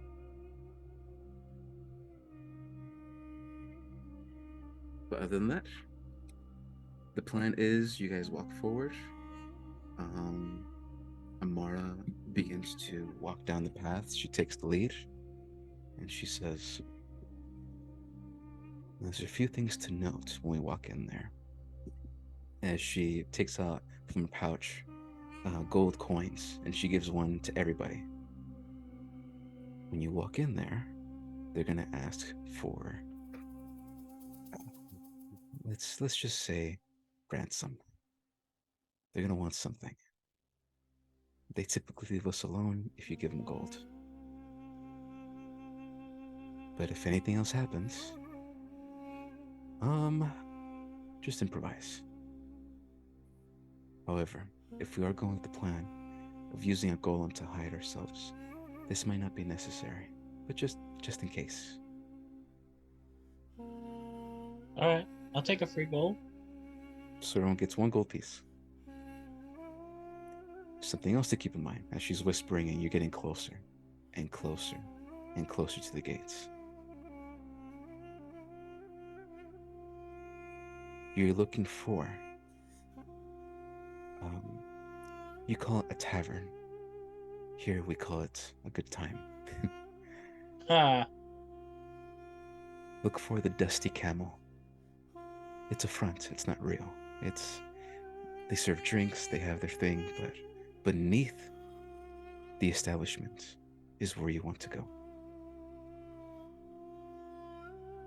When you speak to the person who serves drinks, let them know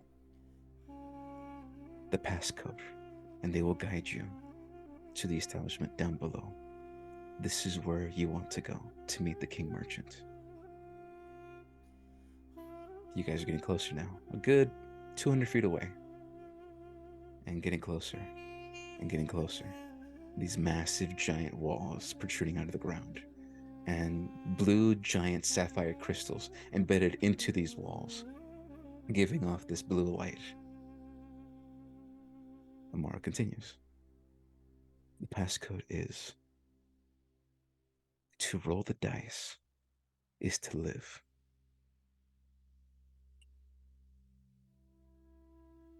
Remember that. If something happens to me, if something happens to Geralt, remember this. To roll the dice is to live. And they'll let you in. To pull the rice is to riz. Got it. You see, where once was a very calm birdie is now a shaking in their shoes birdie, as there are 8 people walking down the road, and one of them is kind of shaking a little bit more than the others.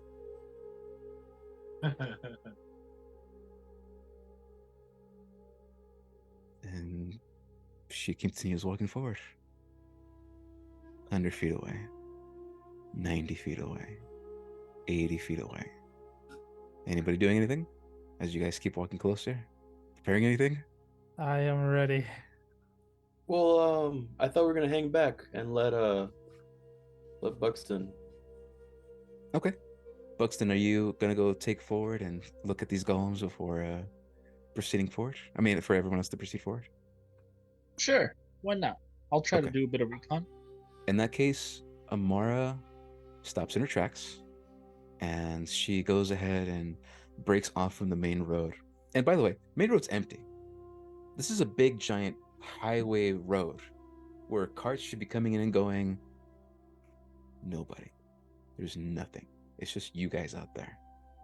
And there's like a small dune that covers vision from the main gates, and she sort of like moves over there and guides the party towards the small dune, and you guys take over there. Buxton, you are 60 feet away from the main gates, going into the city. How do you get in there, my guy? Well, so there's the main gate that's there, but there's got to be like some other like interest points, whether it's like tower ends or something that I could scale. Perception check. Yeah. Okay. Let's take a look.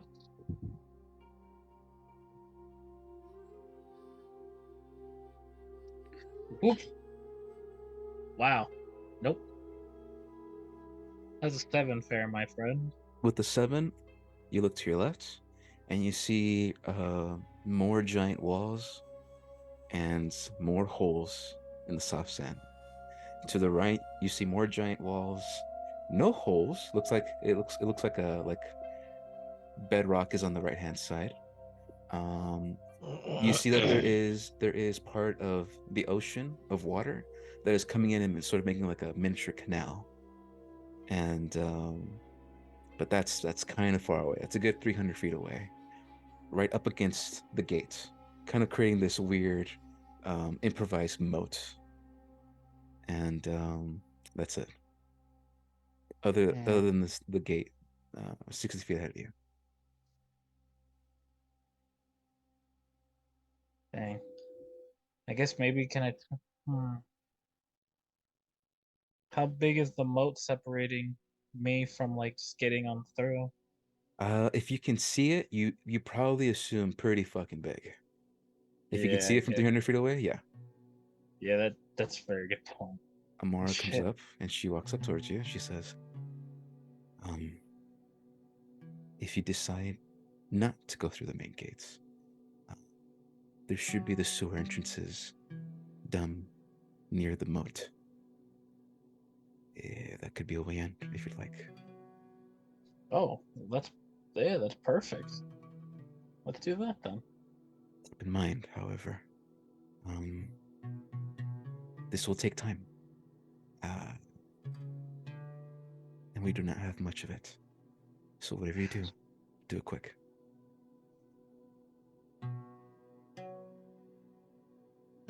Yeah, we'll go through the sewer option. Okay. So just Buxton is going through the sewer option, right? Did anyone want to come? Or is anyone everyone, or is anyone else coming? No. Okay. All right, just me. And just like that, Buxton's gone.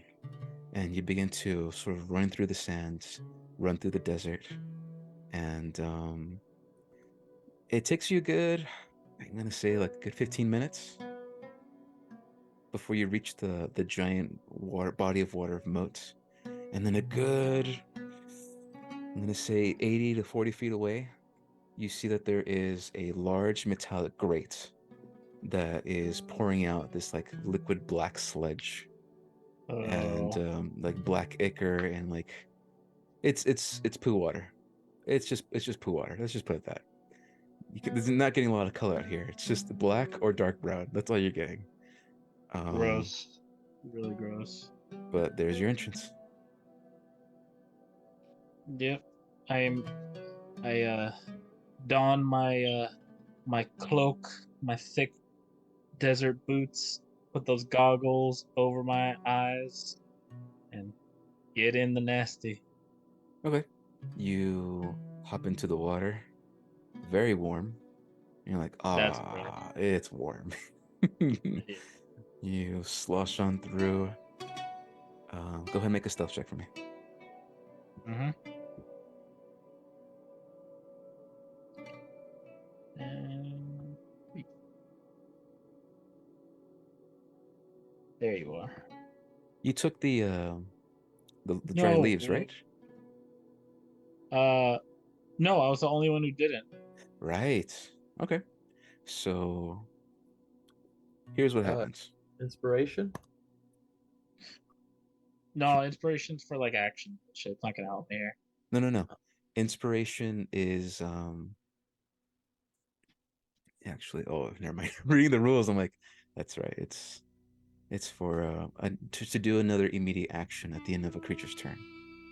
Mm-hmm. Which, if you want to, from what I'm about to say, is you go into the sludge, makes a loud splash, and you begin to move there, and then all of a sudden, you're seeing a bright, shining beam of light, like a spotlight, far, far, far down to your right as you keep going to this grate. You're within 20 feet of it, and you see that there's this light that shines down, and it's quickly coming in your direction. As you look on top of the walls, and there seems to be a space for things to look down, and you see this massive giant construct, about the size of, I'm gonna say a good 10 feet tall, and it is bulky. It is just covered in these rocks and these large sapphire crystals that jet out of the body, and these two beams of light coming from where the eyes would be, looking down. It's gonna see you unless you use your inspiration, or do something Yeah. to do something else. Like, what do you want to do if you don't want to use inspiration? Can I let's see. Uh can I yeet one of my phoenix blades off into a random direction to draw its attention to that? Sure. Okay, Because yeah, then go I could for it. just recall it after it looks away. I would say for this unique role, because you're trying to be stealthy about it. Ooh, general dexterity check. Just roll a dexterity check. Roll a dex check. Okay.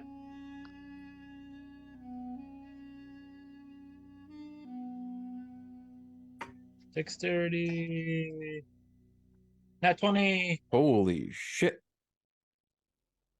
You toss the blade, and immediately these giant blue lights, of floodlights that would land on you, stop within inches from hovering over your body. As you toss the blade, where do you toss it? I know you said randomly, but is with the natural 20, you can tell me where you want to toss it. Um, I guess just on like the opposite end of like, so wherever I came in from the sewer, just like on the opposite end of that. Okay, tossing it, and right when you toss it, it bursts into flames, and it actually extends the duration of how far it should go, and it just flies off into the distance.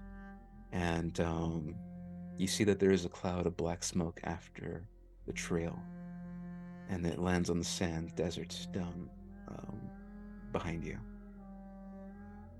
And you hear a from far away, and the floodlights shine in that direction instead. And you reach the metal grate and hop on in before the floodlights go check where you just were. Sweet. You're in the sewers. Yep. The moment I enter in, I'll just recall that blade, so it should come on back. It doesn't come back. Oh, no. Well, poo. Well, I guess I gotta come back this way to inform the people anyway, so I just gotta remember to go pick it up. All right, so you're in the sewer grate system. You look on forward. Does Buxton have dark vision? I believe I do, but let me double check. Should be like in features and traits and such. It is fucking pitch black in there. No lights, no nothing. Yeah, I have dark vision. Perfect. Okay. I didn't think I was gonna have to do this, but here we are. What sewer map? Yeah. Kind of. There's something I'm like, ah, okay, I guess we're not doing that, but now we're doing it, baby. All right. I need my everyone camera so you guys can see.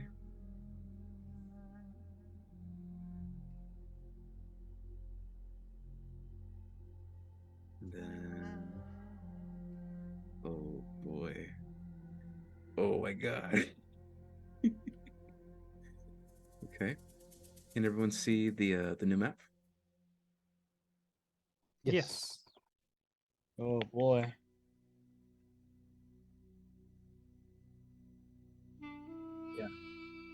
Okay. Buxton, it takes Yeah. you a good 30 minutes to go through the straight pipe that goes through, and you reach the other side and you see light up ahead. You going through the grate, and you're surrounded by what's in front of you.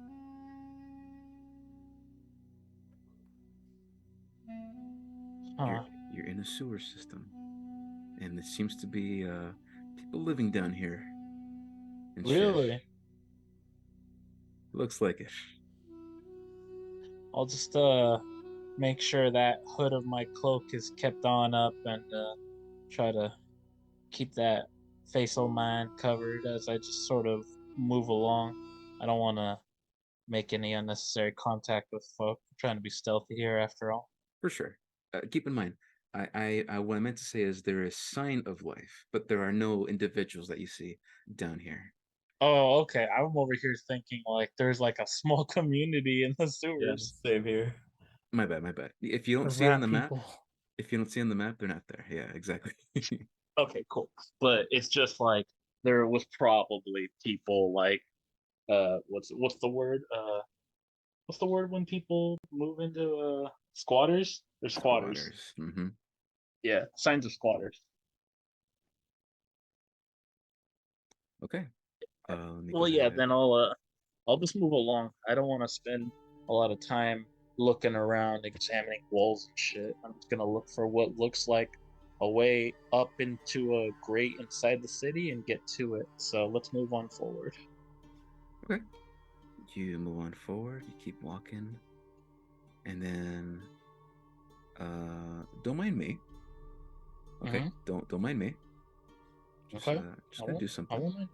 Do something. I won't mind you. I won't mind you. You're being stealthy about this, right? Yeah, of course. I'm trying not to trip over stuff. If I can walk on any platform that looks more sturdy, I'll do that. I'd like to spend as little time trudging through shit as possible. Okay. Go ahead and roll a stealth check for me. Yep. Now, the second you get to this T intersection, you'll see that there are these large stone rocks.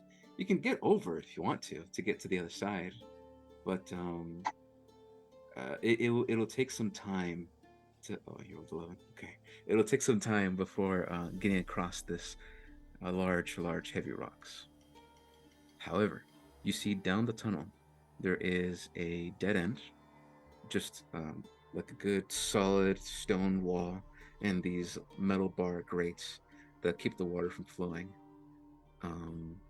But there is a hallway at the bottom. Oh. In your direction, this would be northeast of your direction. Okay. Yeah. Well then, yeah. Actually, if there's a hallway over there, maybe I'd like to go for that. Then actually. Okay. Yeah. Whoops. So you go around, not going through the sludge. Yeah, I'll go Keep over on that bridge. walking, and then go ahead and stop right there for me. Yeah, I was like, what is this? You see giant glowing stones and then giant mushrooms sort of just growing out of the ground. They smell pretty good. Do Hmm. you do anything with these or not? Uh, considering my press being pressed for time, and also an experience of seeing Riz being freaking weird after consuming unknown things, I think I'd keep my distance. Okay. You keep your distance, but it's in the way. It's like it's growing out from the ground and it's taking up the entire space for you to move forward. Oh, all right then. We'll play this game fine. If it's gonna be like some glowing, you said it's a glowing plant, It's a glowing mushroom, yeah. then I'll take my hand axe and chop it out of the way. Okay. Get your hand axe, cut down, and you see it, the stem, just pops. And then you see the mushroom itself lose its glow immediately, and it lands in the water with a splash. The second it does that, you hear like a clicking sound. I don't like that. Oh boy. And you see from the corner, not perfectly, because you have these giant rocks that are like sort of blocking the entrance of this way. You see a giant fucking rat, and it's sort of like eating mushrooms and it's doing its thing, and then he hears a splash behind it. What do you do? When you say giant rat, are we talking like as big as me big, or are we just talking like significantly or just bigger than your average size rat? This rat would probably be the size of a horse. Holy shit. It's a big rat. It's the large. The category of this is large. That is massive. That's not right. Uh Right, man. and it's coming towards me? No, it stopped. It stopped moving Okay. after the splash. But you saw it before it did. Okay. Shoot, maybe I could throw something else his attention. Do I got something? There any bit left of that mushroom lying near me? Maybe I could just toss it in that direction. Yeah, there's a lot. There's a lot of like that glowing bits still there. Yeah, I'll grab a chunk of that and toss it over, like past it further down that way. Wait, is the hallway's down that way, isn't it? Yeah, the hallway's down that way. Yeah, maybe I can toss it instead down north, to just to the far east of me, or down that other end of that. Maybe it'll go for it. Okay, roll a just roll another dexterity check for me. Okay.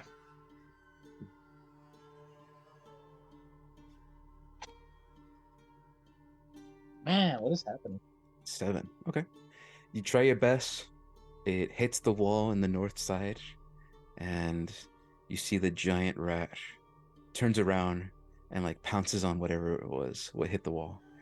And I mean it's eating it. And you have a brief moment. Yeah, in that moment while it's busy, I kind of just want to, like, honestly, just like book it and try to go for that hallway. Shit. Yeah, basically, wherever that hallway is, I want to go for it. Just fucking run past this shit. Oh, Okay, so you're heading straight north. that's where it is, yeah? The hallway I was talking about is northeast. I don't know if you saw it. I don't know if you saw it on your map, but there is a section. You're right. You're right. Yeah, you're right. Whoopsie. I'm gonna because we've been talking about this. I'm gonna assume that's what you wanted to do. Yeah, that is what I wanted. Whoopsie. Okay. All right. Cool. I'm like, Oh shit! You're fighting a fucking rat. No, I'm not fighting a rat. I want to avoid this. I want to move on. So, yeah, go over there. Okay. Open Pause. this up. Pause. The second you Yeah. open the door. Yes, open that door because I'm trying to hurry up. You see an individual. Oh, great. This individual is not noticed yet, but you hear them talking to themselves, and they're sort of murmuring. They haven't even noticed you open the door.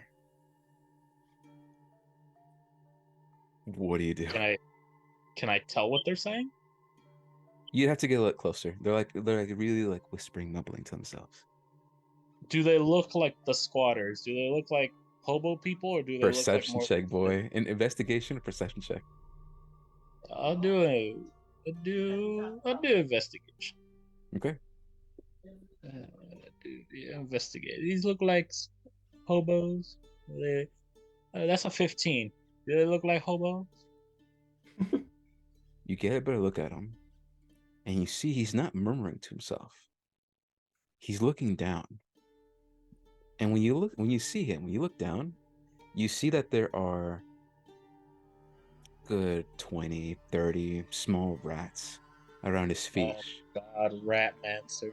And you see in his hand, you see he has this like bright white rat.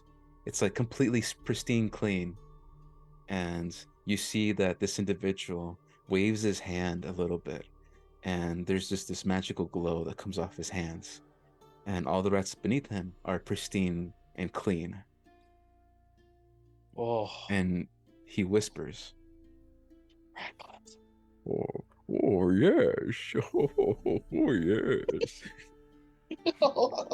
Whoa. He's so weird. Take me there. I need a conversation with this man. He's a freak. Go ahead. I What do you don't do next? I don't want to deal with Rat God, so I'm gonna try to sneak past him. Roll a stealth check. Come on, Stealth, be good to me for once. God, I thought I was gonna be decent here. What the hell? Didn't you take that leaf to get advantage? No, I didn't. I was the Okay. only one who didn't take it because I thought everyone else would struggle. I said that we had one extra. I gave it to Geralt because he also will struggle. You psycho. Okay, give me 1 second. I figured with a +3 in stealth, I'd be a-okay at doing this kind of stuff. Maybe I'm not. I know I'm not a rogue, but like, still, I thought I'd be decent at it. Your non-existing greed will be your bane. You go ahead and open the door, and you opened it enough so to see inside, and then as you keep opening it, you hear the sort of like the squeaking sound of the metal on metal hinges and the wood, and it does that noise where it's like, and it's like it does that really loud squeaking sound that I know that sound all too well. it echoes throughout the entire sewer system. And the individual stops, turns around, and sees you. You hear scuttering behind you. But the individual just looks at you, like just dumbfounded. And he like he just looks at you and he says, "Oh, hello. How can I help you?" Oh my god. Oh my goodness. Hello?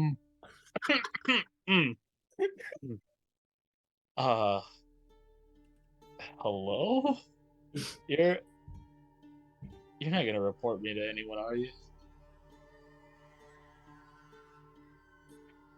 Okay, you can't catch this on the Zoom, but I can hear Jimmy laughing and hitting the table so hard from the other room.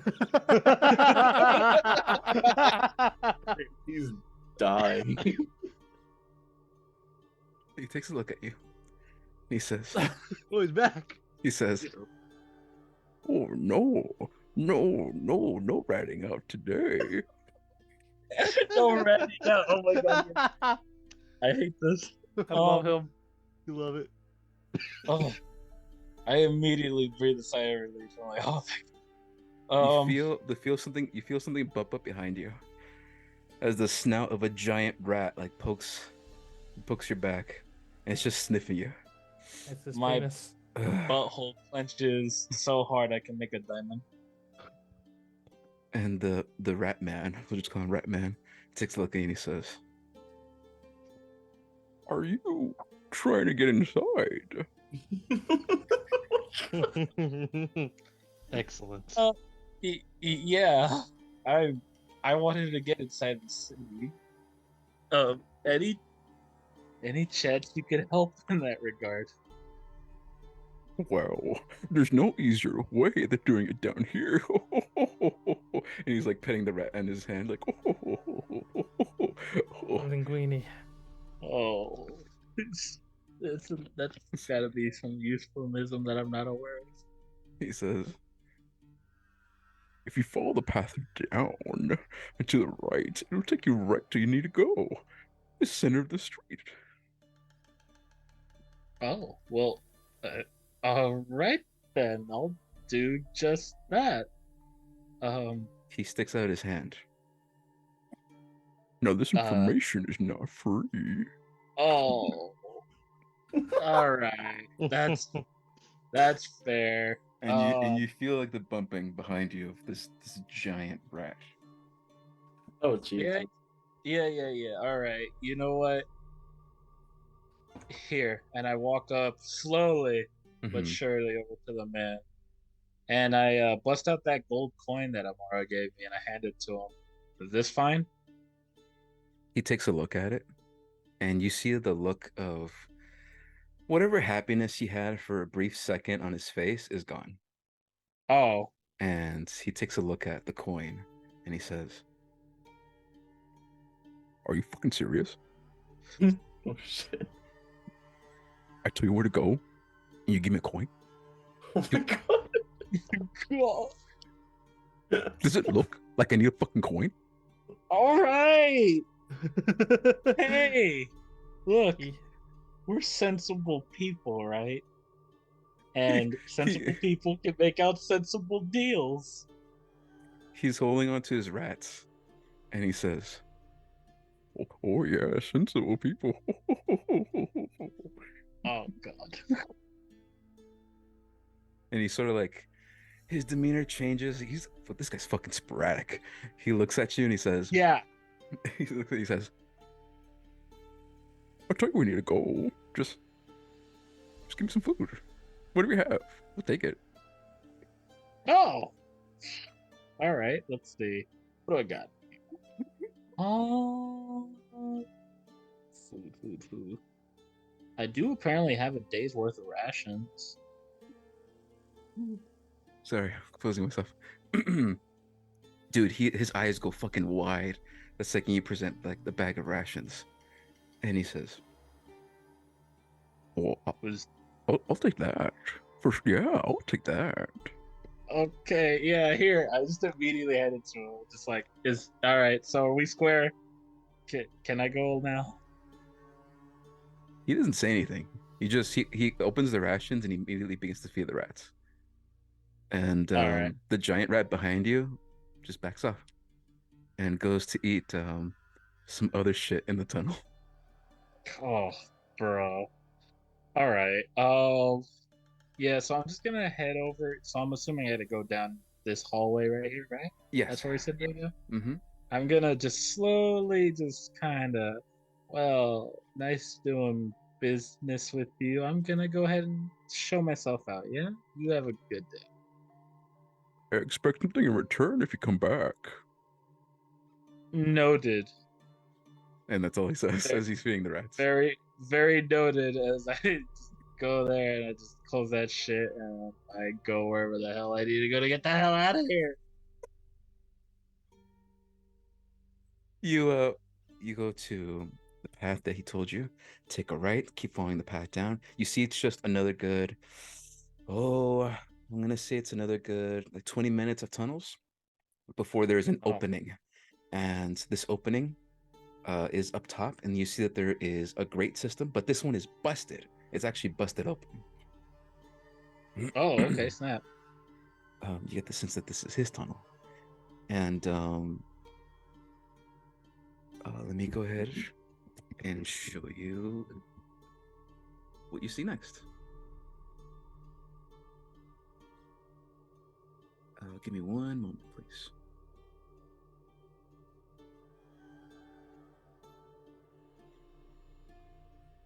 Oh my god. Who fucking died?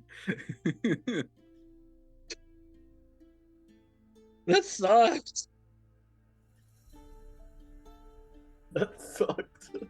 Oh, you poor giant. Thought I was gonna get raped. He just wants his rats. What are you talking about? I don't know that bad. I handed him a coin. He turned sour so fast. Okay. So, unfortunately, I'm not going to show this to the other players. Only Alan can see this part here.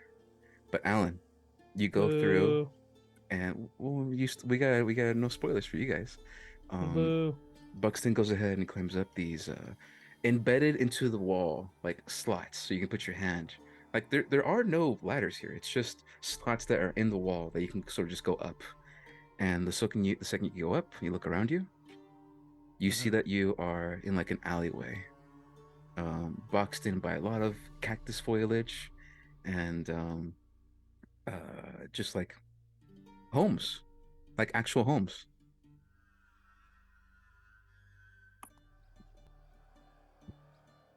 All right, shoot. And So I'm then, finally in. Thank yeah, God. as you take a look around, you see that there are metal grates that sort of protrude out. You're fenced in, so you have to climb out of these if you want to get out of here. I would absolutely do that. Is Okay. that like an acrobatics check or something? Exactly. Yeah. Let's do it. How's 6? A 6 is not good. You immediately cut yourself on the grate as you hop on over, and you feel like a gash on your thigh, and it's bleeding kind of bad. You take a point of damage. Oh man, we get fucking sepsis. Oh, good point. Thank you. But the second you do that, you land on the ground, you begin hearing conversations and light from down this alleyway to the north of you. Okay, well then shoot, let's head on over to the alleyway or whatever. I think I'm probably gonna like hug the wall and then like peek around the corner. Stealth check. Jesus Christ. I regret ever doing recon.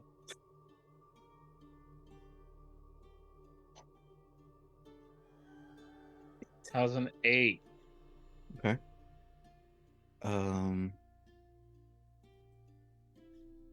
You know what the thing is? It's the fact that there was some noise down the alleyway. Whatever conversations you were hearing, they immediately stop, and you see an individual, like peeks through the corner, and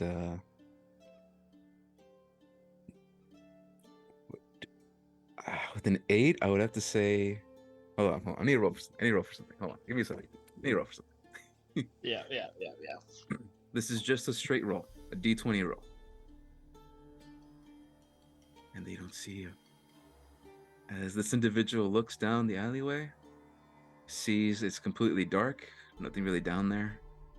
And they just go back. Oh my god, how do I get away with these? I'm so good.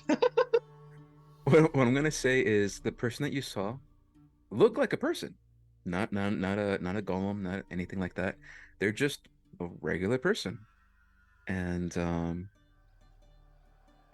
you hear the sounds of movement far to the west, and you hear the sounds of water far to the north. Okay. You get the sense that this section here, is filled with homes. Okay. But that's all you get. Unless you keep exploring and present yourself. But keep in mind, you have found a way inside of the settlement. if you want to use this route that excuse me, if you want to use this route to get your people inside. Hmm.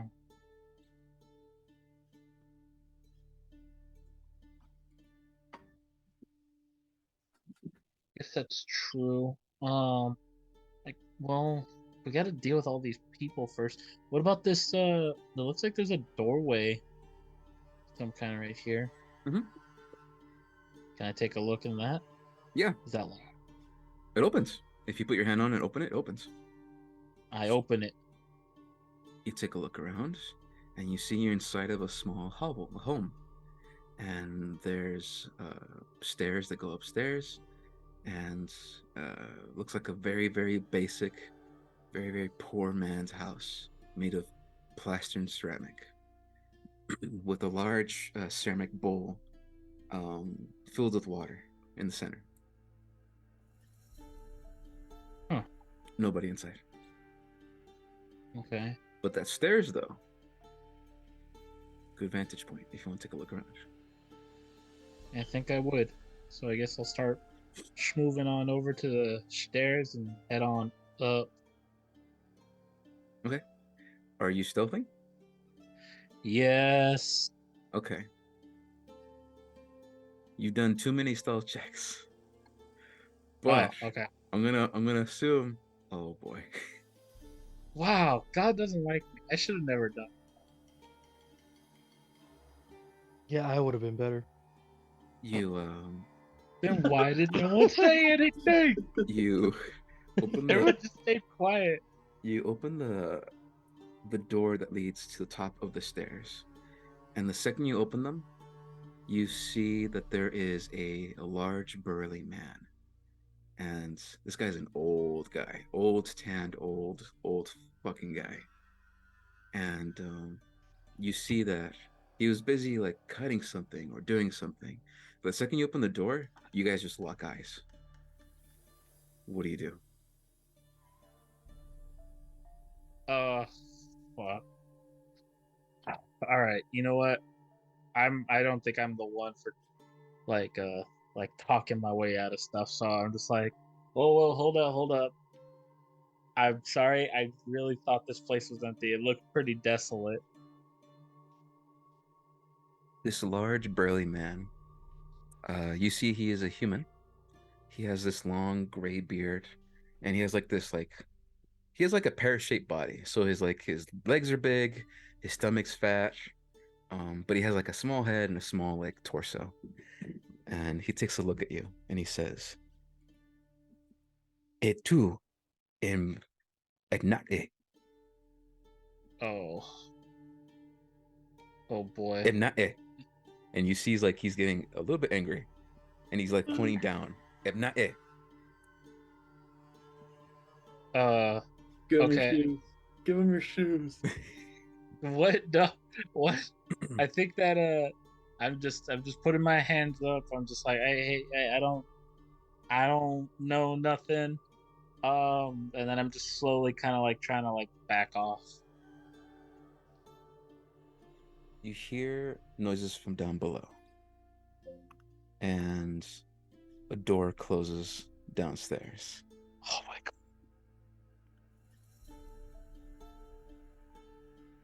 And you see an individual. He looks up at you at the stairs, and he says,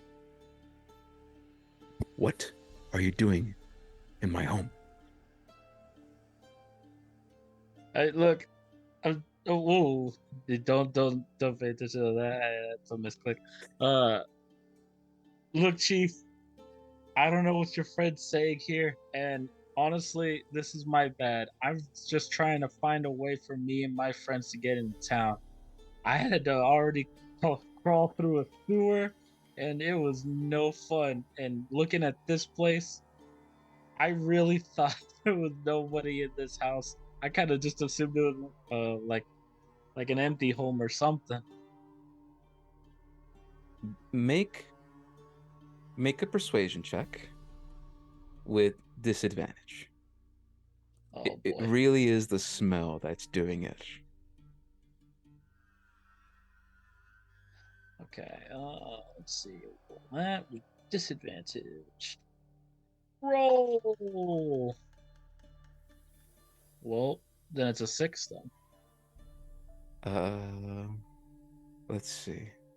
It didn't pop up on on roll 20, but I do see it on the website. So 6. And they take a look at you and they say, and they get nervous because this would be the moment where they yell out for help and they call out, but they don't do that. He just looks extremely nervous and he says, I don't want any trouble. Whatever you and your friends are doing, leave. Leave now. Leave me and my family alone. And you see the old pear-shaped guy who's atop of the stairs. Not there. And he's like, yeah, Pa, just, I got this. Just, we'll leave him alone. And he gets away from the door. And he says, Look, just all right. leave now, leave. Look, all right. Look, no, I'm just slowly moving on out. No arguing there. I'll leave. I'm really sorry about this. And then I'm just getting the hell out of there. Door closes and it locks behind you. Oh my god, this sucks. This sucks. This is not what I do, man. I'm over here meant to be like a bodyguard or go pick up lost people and shit. I'm not meant to diffuse situations with folks and sneak around. I would say at this point in time, I need to know what you're gonna do, because the travel time for all of this has been a good 40 minutes in total, just to get here right now. Jeez.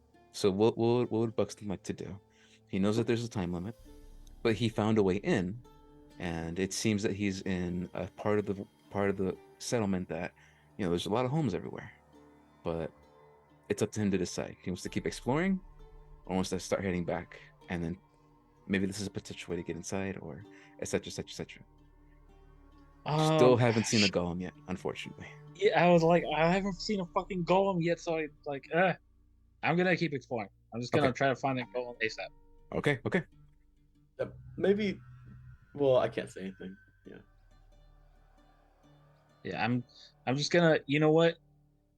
I am not great at stealth. I think I'm gonna try the direct approach. I'm just gonna continue on down this line, walk on through until I find these lovely folks. The moment you appear out of the alleyway, all of these people have surprised looks, and they see you, expecting to see someone else. And what do you do? As all these folks, their conversations they had, they stop. And actually, so I can paint a picture of everyone else who can't see anything. Buxton has walked out an alleyway, and there seems to be sort of like a pit with stone benches and people talking over this fire pit. And there are many ways to get out of this alleyway of many homes surrounding this small little, I guess we can call it center of an alley. And you see a woman who has red cloth, and you get the sense that she's probably a dancer of some kind. You see a younger female. This woman, she has long cloths, and you get the sense she's probably a person of cleric background. Older man, looks like he's just old. he's just sand covered, sand tanned, and he has a bushy gray beard and long gray hair coming down. And you see an individual that has pale white skin but is just sunburnt. And oh, what a shame. You see he has like a knife in his hand and is cutting bread, but he holds it tighter, looking at you, and he says, "Hip ants in Hinu." Taking a look at you. With that, I just did I just immediately say, anyone speak common? He has a look of surprise and he says, "Ah, yes. Who, who are you?" As he begins to get up. Look, I'll shoot straight with the chief. I'm traveling from out of town. I'm trying to get me and my friends in town, and I'm trying to avoid those golem things. At the same time, I'm trying to get a better look at them, mostly so I can see where they're moving around, so I can avoid them. I really don't want those things catching any of us. You see the individual says, of course, as he backs up. We don't want any trouble. If you wish to see what you want to see, just look out there, as he points behind him towards the northwest. And if you look out there, you'll see. Well, from your point of view, what do you see from northwest? Well, from exactly where I'm standing, not much, but I guess if I inch further along, kind of looks like a open plaza area with some sort of like Mm-hmm. something in the center with like lights surrounding it. You see, there's a stone platform that immediately bursts open, and you see there's a creature of some kind that pops out. Oh, And this large golem-like monstrosity takes a look around. Hasn't noticed you yet. And then another one. And then another one. And then another one. there's so many. And they all seem to just walk away.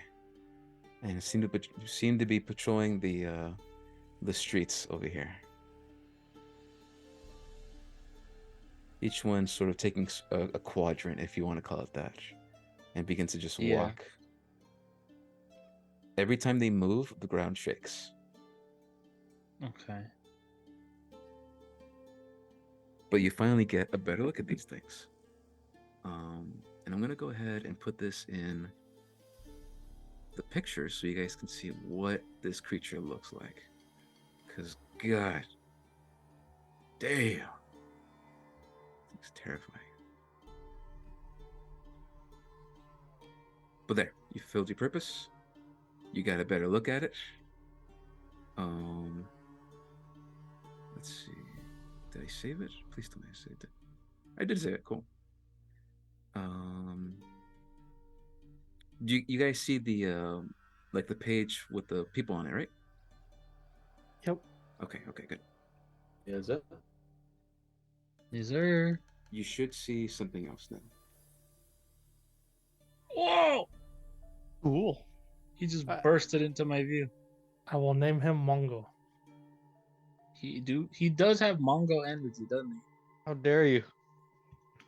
And that's who you see. A large red stone golem with large sapphire rocks and sort of protruding out from him, but also just around him, with a large sapphire glow coming from his eyes. Okay. Now that you got a better look at it, what is Buxton doing? Yeah, I'm just sitting there trying to like, let's see, if I check out my stuff. Yeah, I probably just like make a bunch of mental notes. Like, all right, kind of looks like this. Looks like about this. Just doing everything I can to like really keep in mind what it looks like. Are they moving in any? Or I guess I probably have to roll like an investigation check or something. Are they moving in any like particular manner, or does it just seem sort of like sporadic? They seem to be moving in a direction, but you need to properly study and investigate that if you want to find any pattern that they're walking, or if they're walking any pattern. It kind of seems right now they went off in their certain directions, and that's it. They haven't come back. Okay. Except for the one that has stopped and is sort of just posted on the other side of the small little river. Yeah, I think no, I'll just make a good mental note of all the, physical features I can, glean from what I'm seeing, and just be satisfied with that. Then I'm gonna go report back to the rest of the crew. All right. It takes this time you're quicker because you know where you're going, you know what you're doing. It's not a 40-minute trip to get back there.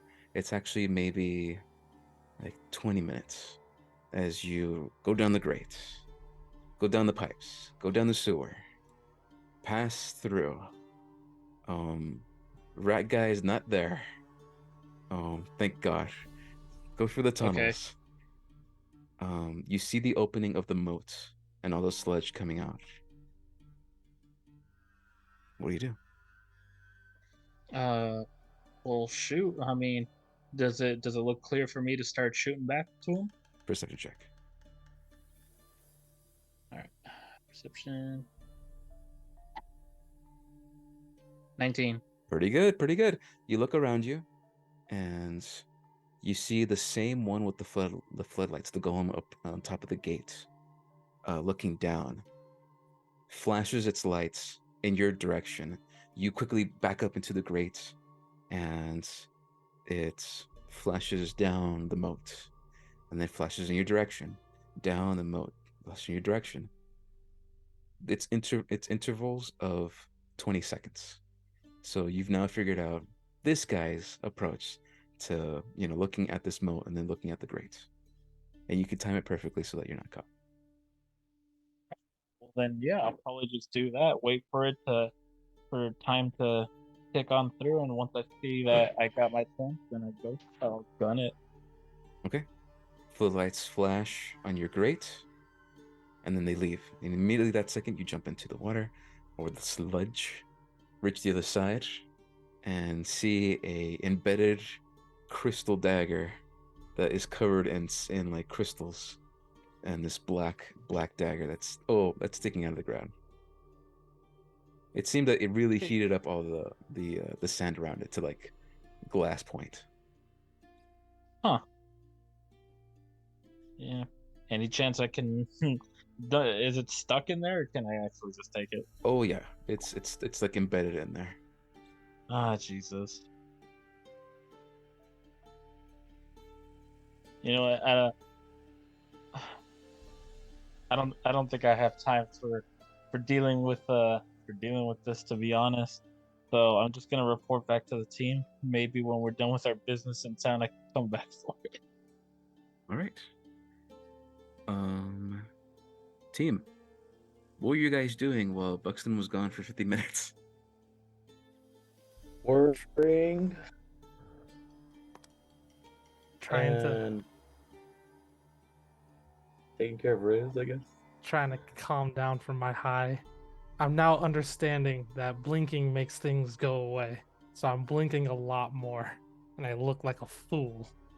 All right, good. I keep trying to hand him water because I think his eyes are drying out.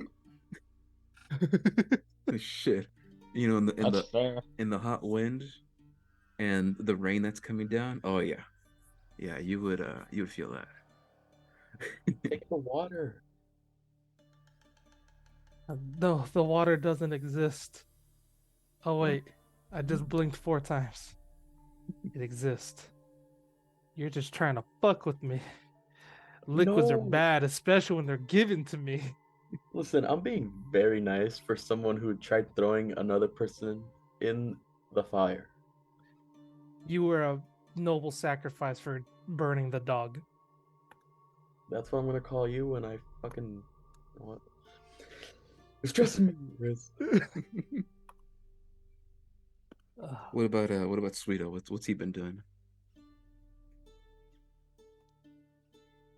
Do we go in? Do we wait? I don't know. Sounds like a man who wasn't paying attention. For now, I mean, we're just waiting for Buxton to get back. The fact that it's taking 50 minutes is very strange. I feel like we should have sent someone in at this point. Got it. I hand Riz to Soho, and then I'll just go in. But all right, fine by me. Like, wait, before you go. At the village, at the camp, at the tent, you said you're good at metal. I want this, and I'm gonna hold up the Manticore stinger thing, to look like this, and I'm gonna hold up my stinger. You can do that, right?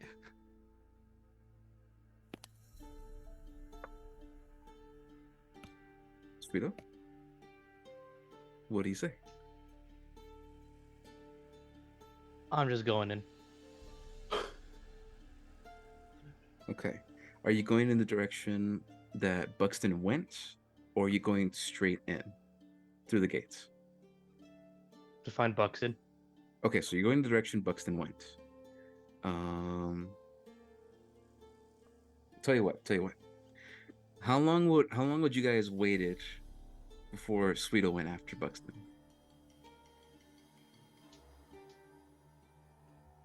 I'd say like 40 minutes. Well, 40 minutes is how long it took Buxton, and he came back in 40 minutes.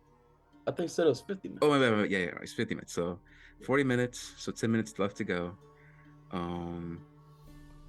Okay. So here's what happens. Sweeto, are you stealthing at all? I'm just going towards him. You're not stealthing. No. Okay. Give me one moment. Oh, Jesus Christ.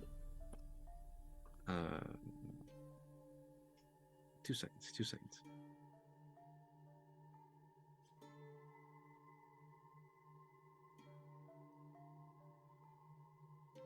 Oh, that's a +0. Okay.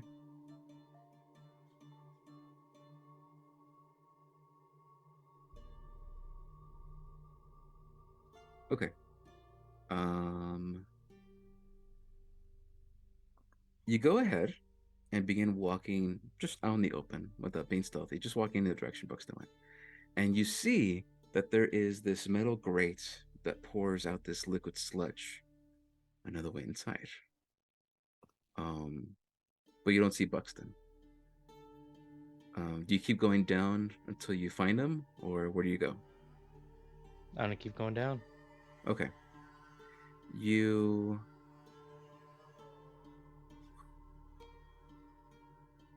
Okay. You see a pair of lights flash over, not in your direction, but towards the moat. And this light flashes over the moat, and it flashes back, and it's just looking down at the moat, not looking at you. You see the golems on top of this giant gate, and one has not noticed you yet. But you see that there are 2 more down this large gate, and at the very, very top of the gate, there's a platform where they seem to be scouting and looking down at the sands below. Do you keep walking? This point, because it's cloak, I'm going to try to avoid their gazes. Okay.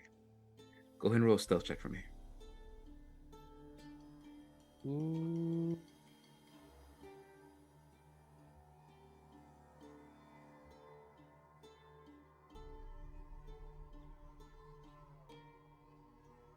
Okay.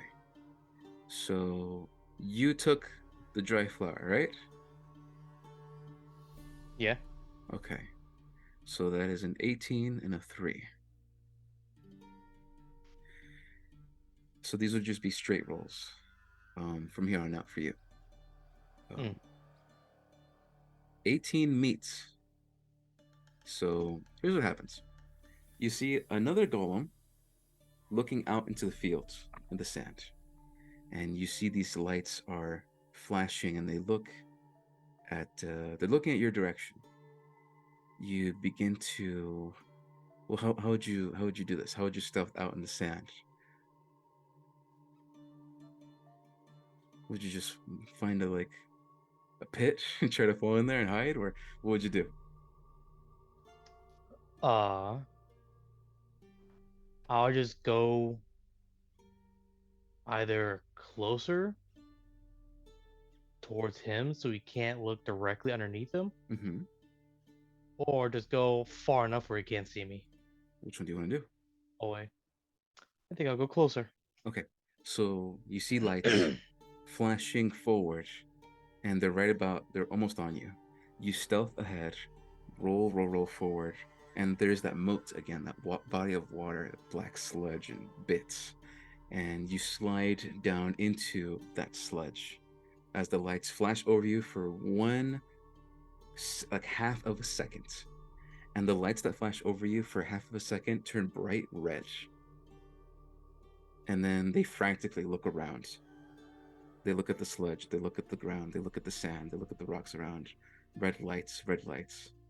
And then the other two golems, their lights turn red, and they begin to scan and look around. You're in the sludge. What do you do? If I'm near a wall, then I'm gonna try to go towards the other side, swimming. Okay. You swim.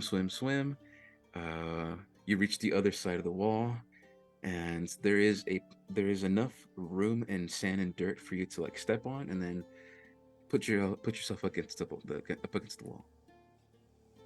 The red flashing lights of the beams coming from these creatures' eyes, they stop flashing red, and they turn light pink, and then they turn white, and then they turn light blue, and then they just turn regular blue as they keep looking around, and they're just looking. Having a rave? And at this point, you see Buxton as the floodlights flash on the grates, and they shine away, and they're coming towards you. Buxton lands into the sludge, gets to the other side, and begins making his way back to the group. Then I'm gonna go back in and follow him. Okay. Floodlights are coming back in your direction. Do you wait, or do you just go? I'm going. Okay. Diving in. Go ahead and roll a dexterity check for me.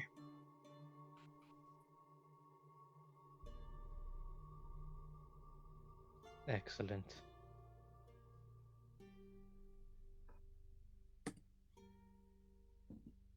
Oh. So you guys are seeing my rolls, right? Yep. Okay. Cool.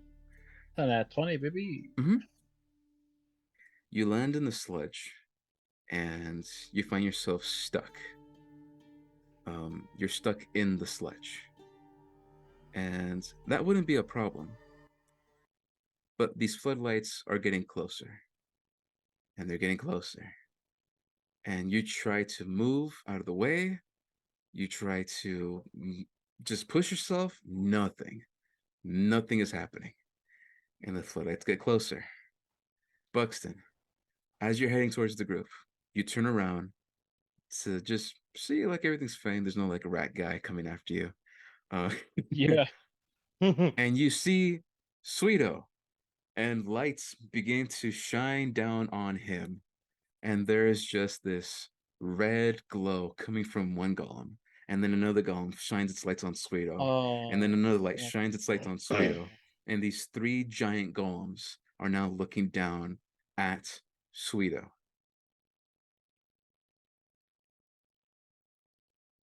What do you do? Oh my god. I have no idea even what to do about that shit. I think just reflexively I would just try to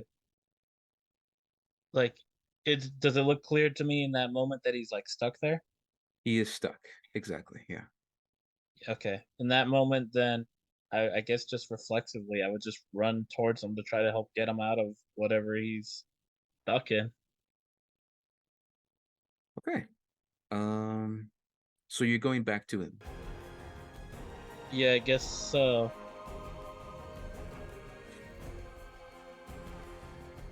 Okay. You begin to run back.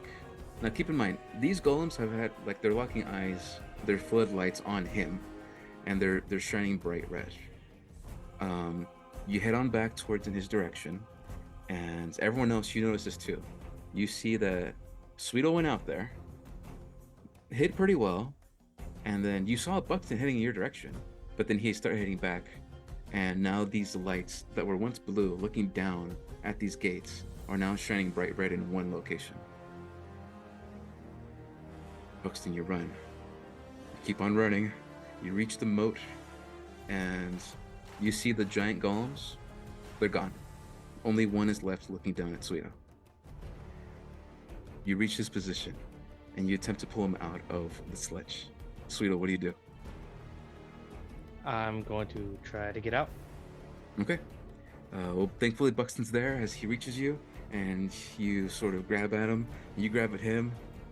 Go ahead and make a athletics check with advantage.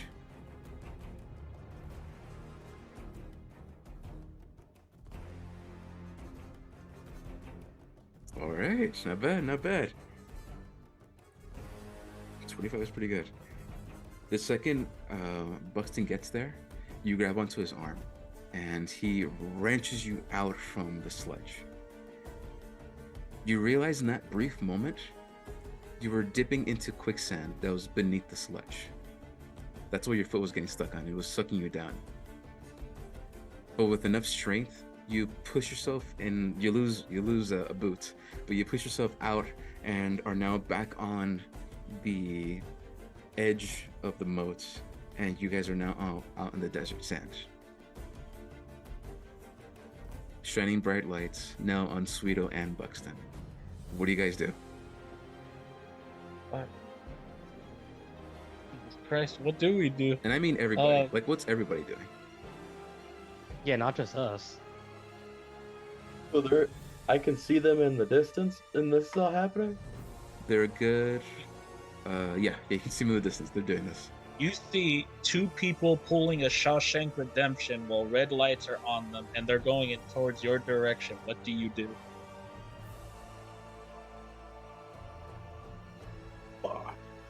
I just stare at the teacher. Nah, dude, Like- don't do this to me. Teach, I'm not gonna lie, I'm pretty fucked up right now. Okay, well... Right now, your hair is on fire, and when I blink, it turns to ice. Do I go in? Jesus Christ, no. It's gonna make it worse. From my vision, it looks like the heavens have called them to return to their home. I really don't know what's happening. How close are they, Jimmy? Are they within 60 feet? You guys are a good, I'm gonna say, ballparking it, 100 feet away. 100 feet? All right. And these tall walls are good 80 feet up in the air to where they are on this giant gate platform. Wall platform. So in reality, they are about at max like 200 feet away because of the height distance and because of the distance of just how far they are. Okay, this is what I do. I cast Fly on myself, Okay, cast fly. and then I fly in there, and drop a fog cloud as soon as I can. Okay. On their location to help them escape. Immediately. Soho flies in the air. And then Buxton and Sweeto, before you even have a chance to react, there's just smoke everywhere covering your position. And it doesn't smell, it doesn't have a taste. There's just magical fog that protrudes out from the moat water. And it's just black smoke that's come out, and it's encompassing your guys' position. The red lights that were there begin to scan around looking, and they don't see anything. They keep frantically. It's like you can see an outline of the lights trying to find your position. What do you do? I'm going to use the black sled that's on me as like a sort of a kind of coating. Get on to like the floor and have the sand cover me, so I'll be like camouflage. Okay, so you're making camouflage. Yep. Okay. And then what about you, Buxton? What are you doing? As you see Sweeto making camouflage. Well, shit. Okay, so then does that mean I can't even see where I'm going now? You create a sphere of fog covering the point. Sphere spreads around the corners, areas heavily obscured. So you can see brief outlines of what's in front of you within 5 feet, but like that's it. Everything else is just fog cloud, fog cloud. Yeah, because the idea for me was that I didn't want to lead the spotlight towards the rest of the group. So now that this has happened, I'm assuming before the smoke cloud came up that we were kind of going towards them, but now that the smoke cloud is on us, I'm gonna just like immediately like take a turn in a different direction to kind of both get away from the light and the group. Okay. So in that moment, you take a turn and lead out. Go ahead and make a stealth check for me. Or dexterity, if you're trying to be fucking fast and get out of there quick. I'd rather take the dexterity check. Go for it. I mean, it's basically the same thing for me, but it seems like either one's not being nice to me at the moment. Gotcha. You escape through the fog. So this is a D20.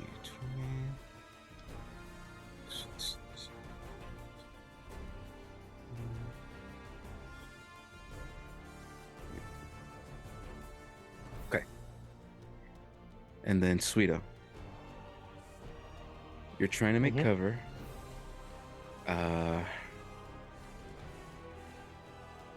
You have plenty of fog there. The fog is not moving. It's in one place. What are you doing, man? Are you like covering yourself completely? Like, what's the plan? Cover myself completely. Okay. Because this is gonna be quick. Well, actually, it's not gonna be quick because you're covered in fog. So you keep working on this as you keep trying to cover yourself. Buxton, you escape the fog cloud and you see this massive bright red light is shining down at the fog and has not noticed you. However, I hate to inform you, as you keep running in the one direction, you see that there is something in the sand away from you, a good 60 feet away, and it pops out of the sand. And you see that there is another stone golem that has protruded out of the sand. What the fuck? And then 80 feet to the south of you, you see another stone golem pop out of the sand and is now walking your guys' direction. And we're going to end it there for today's episode Bro. of the Disaster Campaign. Yeah, this is a fucking disaster. What the fuck? I didn't cause it.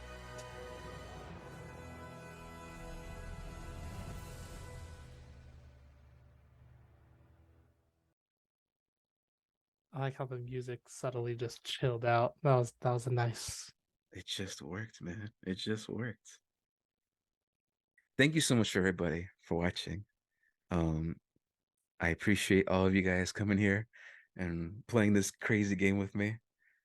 You're all together again. I'm happy. I'm so fucking happy you guys are all together again. And then shit went down. But God, I'm having a fucking blast. I hope you guys are too. I know it got a little hectic at the end, but fuck, man, I'm happy. I'm fucking happy. I'm ecstatic. I am too. I can punch again, but now I don't know what I'm punching. Can't be a disaster campaign without a disaster. I guess so. Yeah, I'm having a good time actually. It's just like in the context of the thing, I'm like, Jesus Christ, this is falling apart. I was gonna do the voice, but I'm like, I don't like that voice. It just makes me laugh too much. I love the voice. God, I wanted to speak up, but at the same time, I felt like everyone would have been all like, "No, you're not allowed to go," and I'll be like, "Okay." But I want to meet the Rat King. Yeah. I need Yep, the yep. Rat Boy. God, man. God, good times.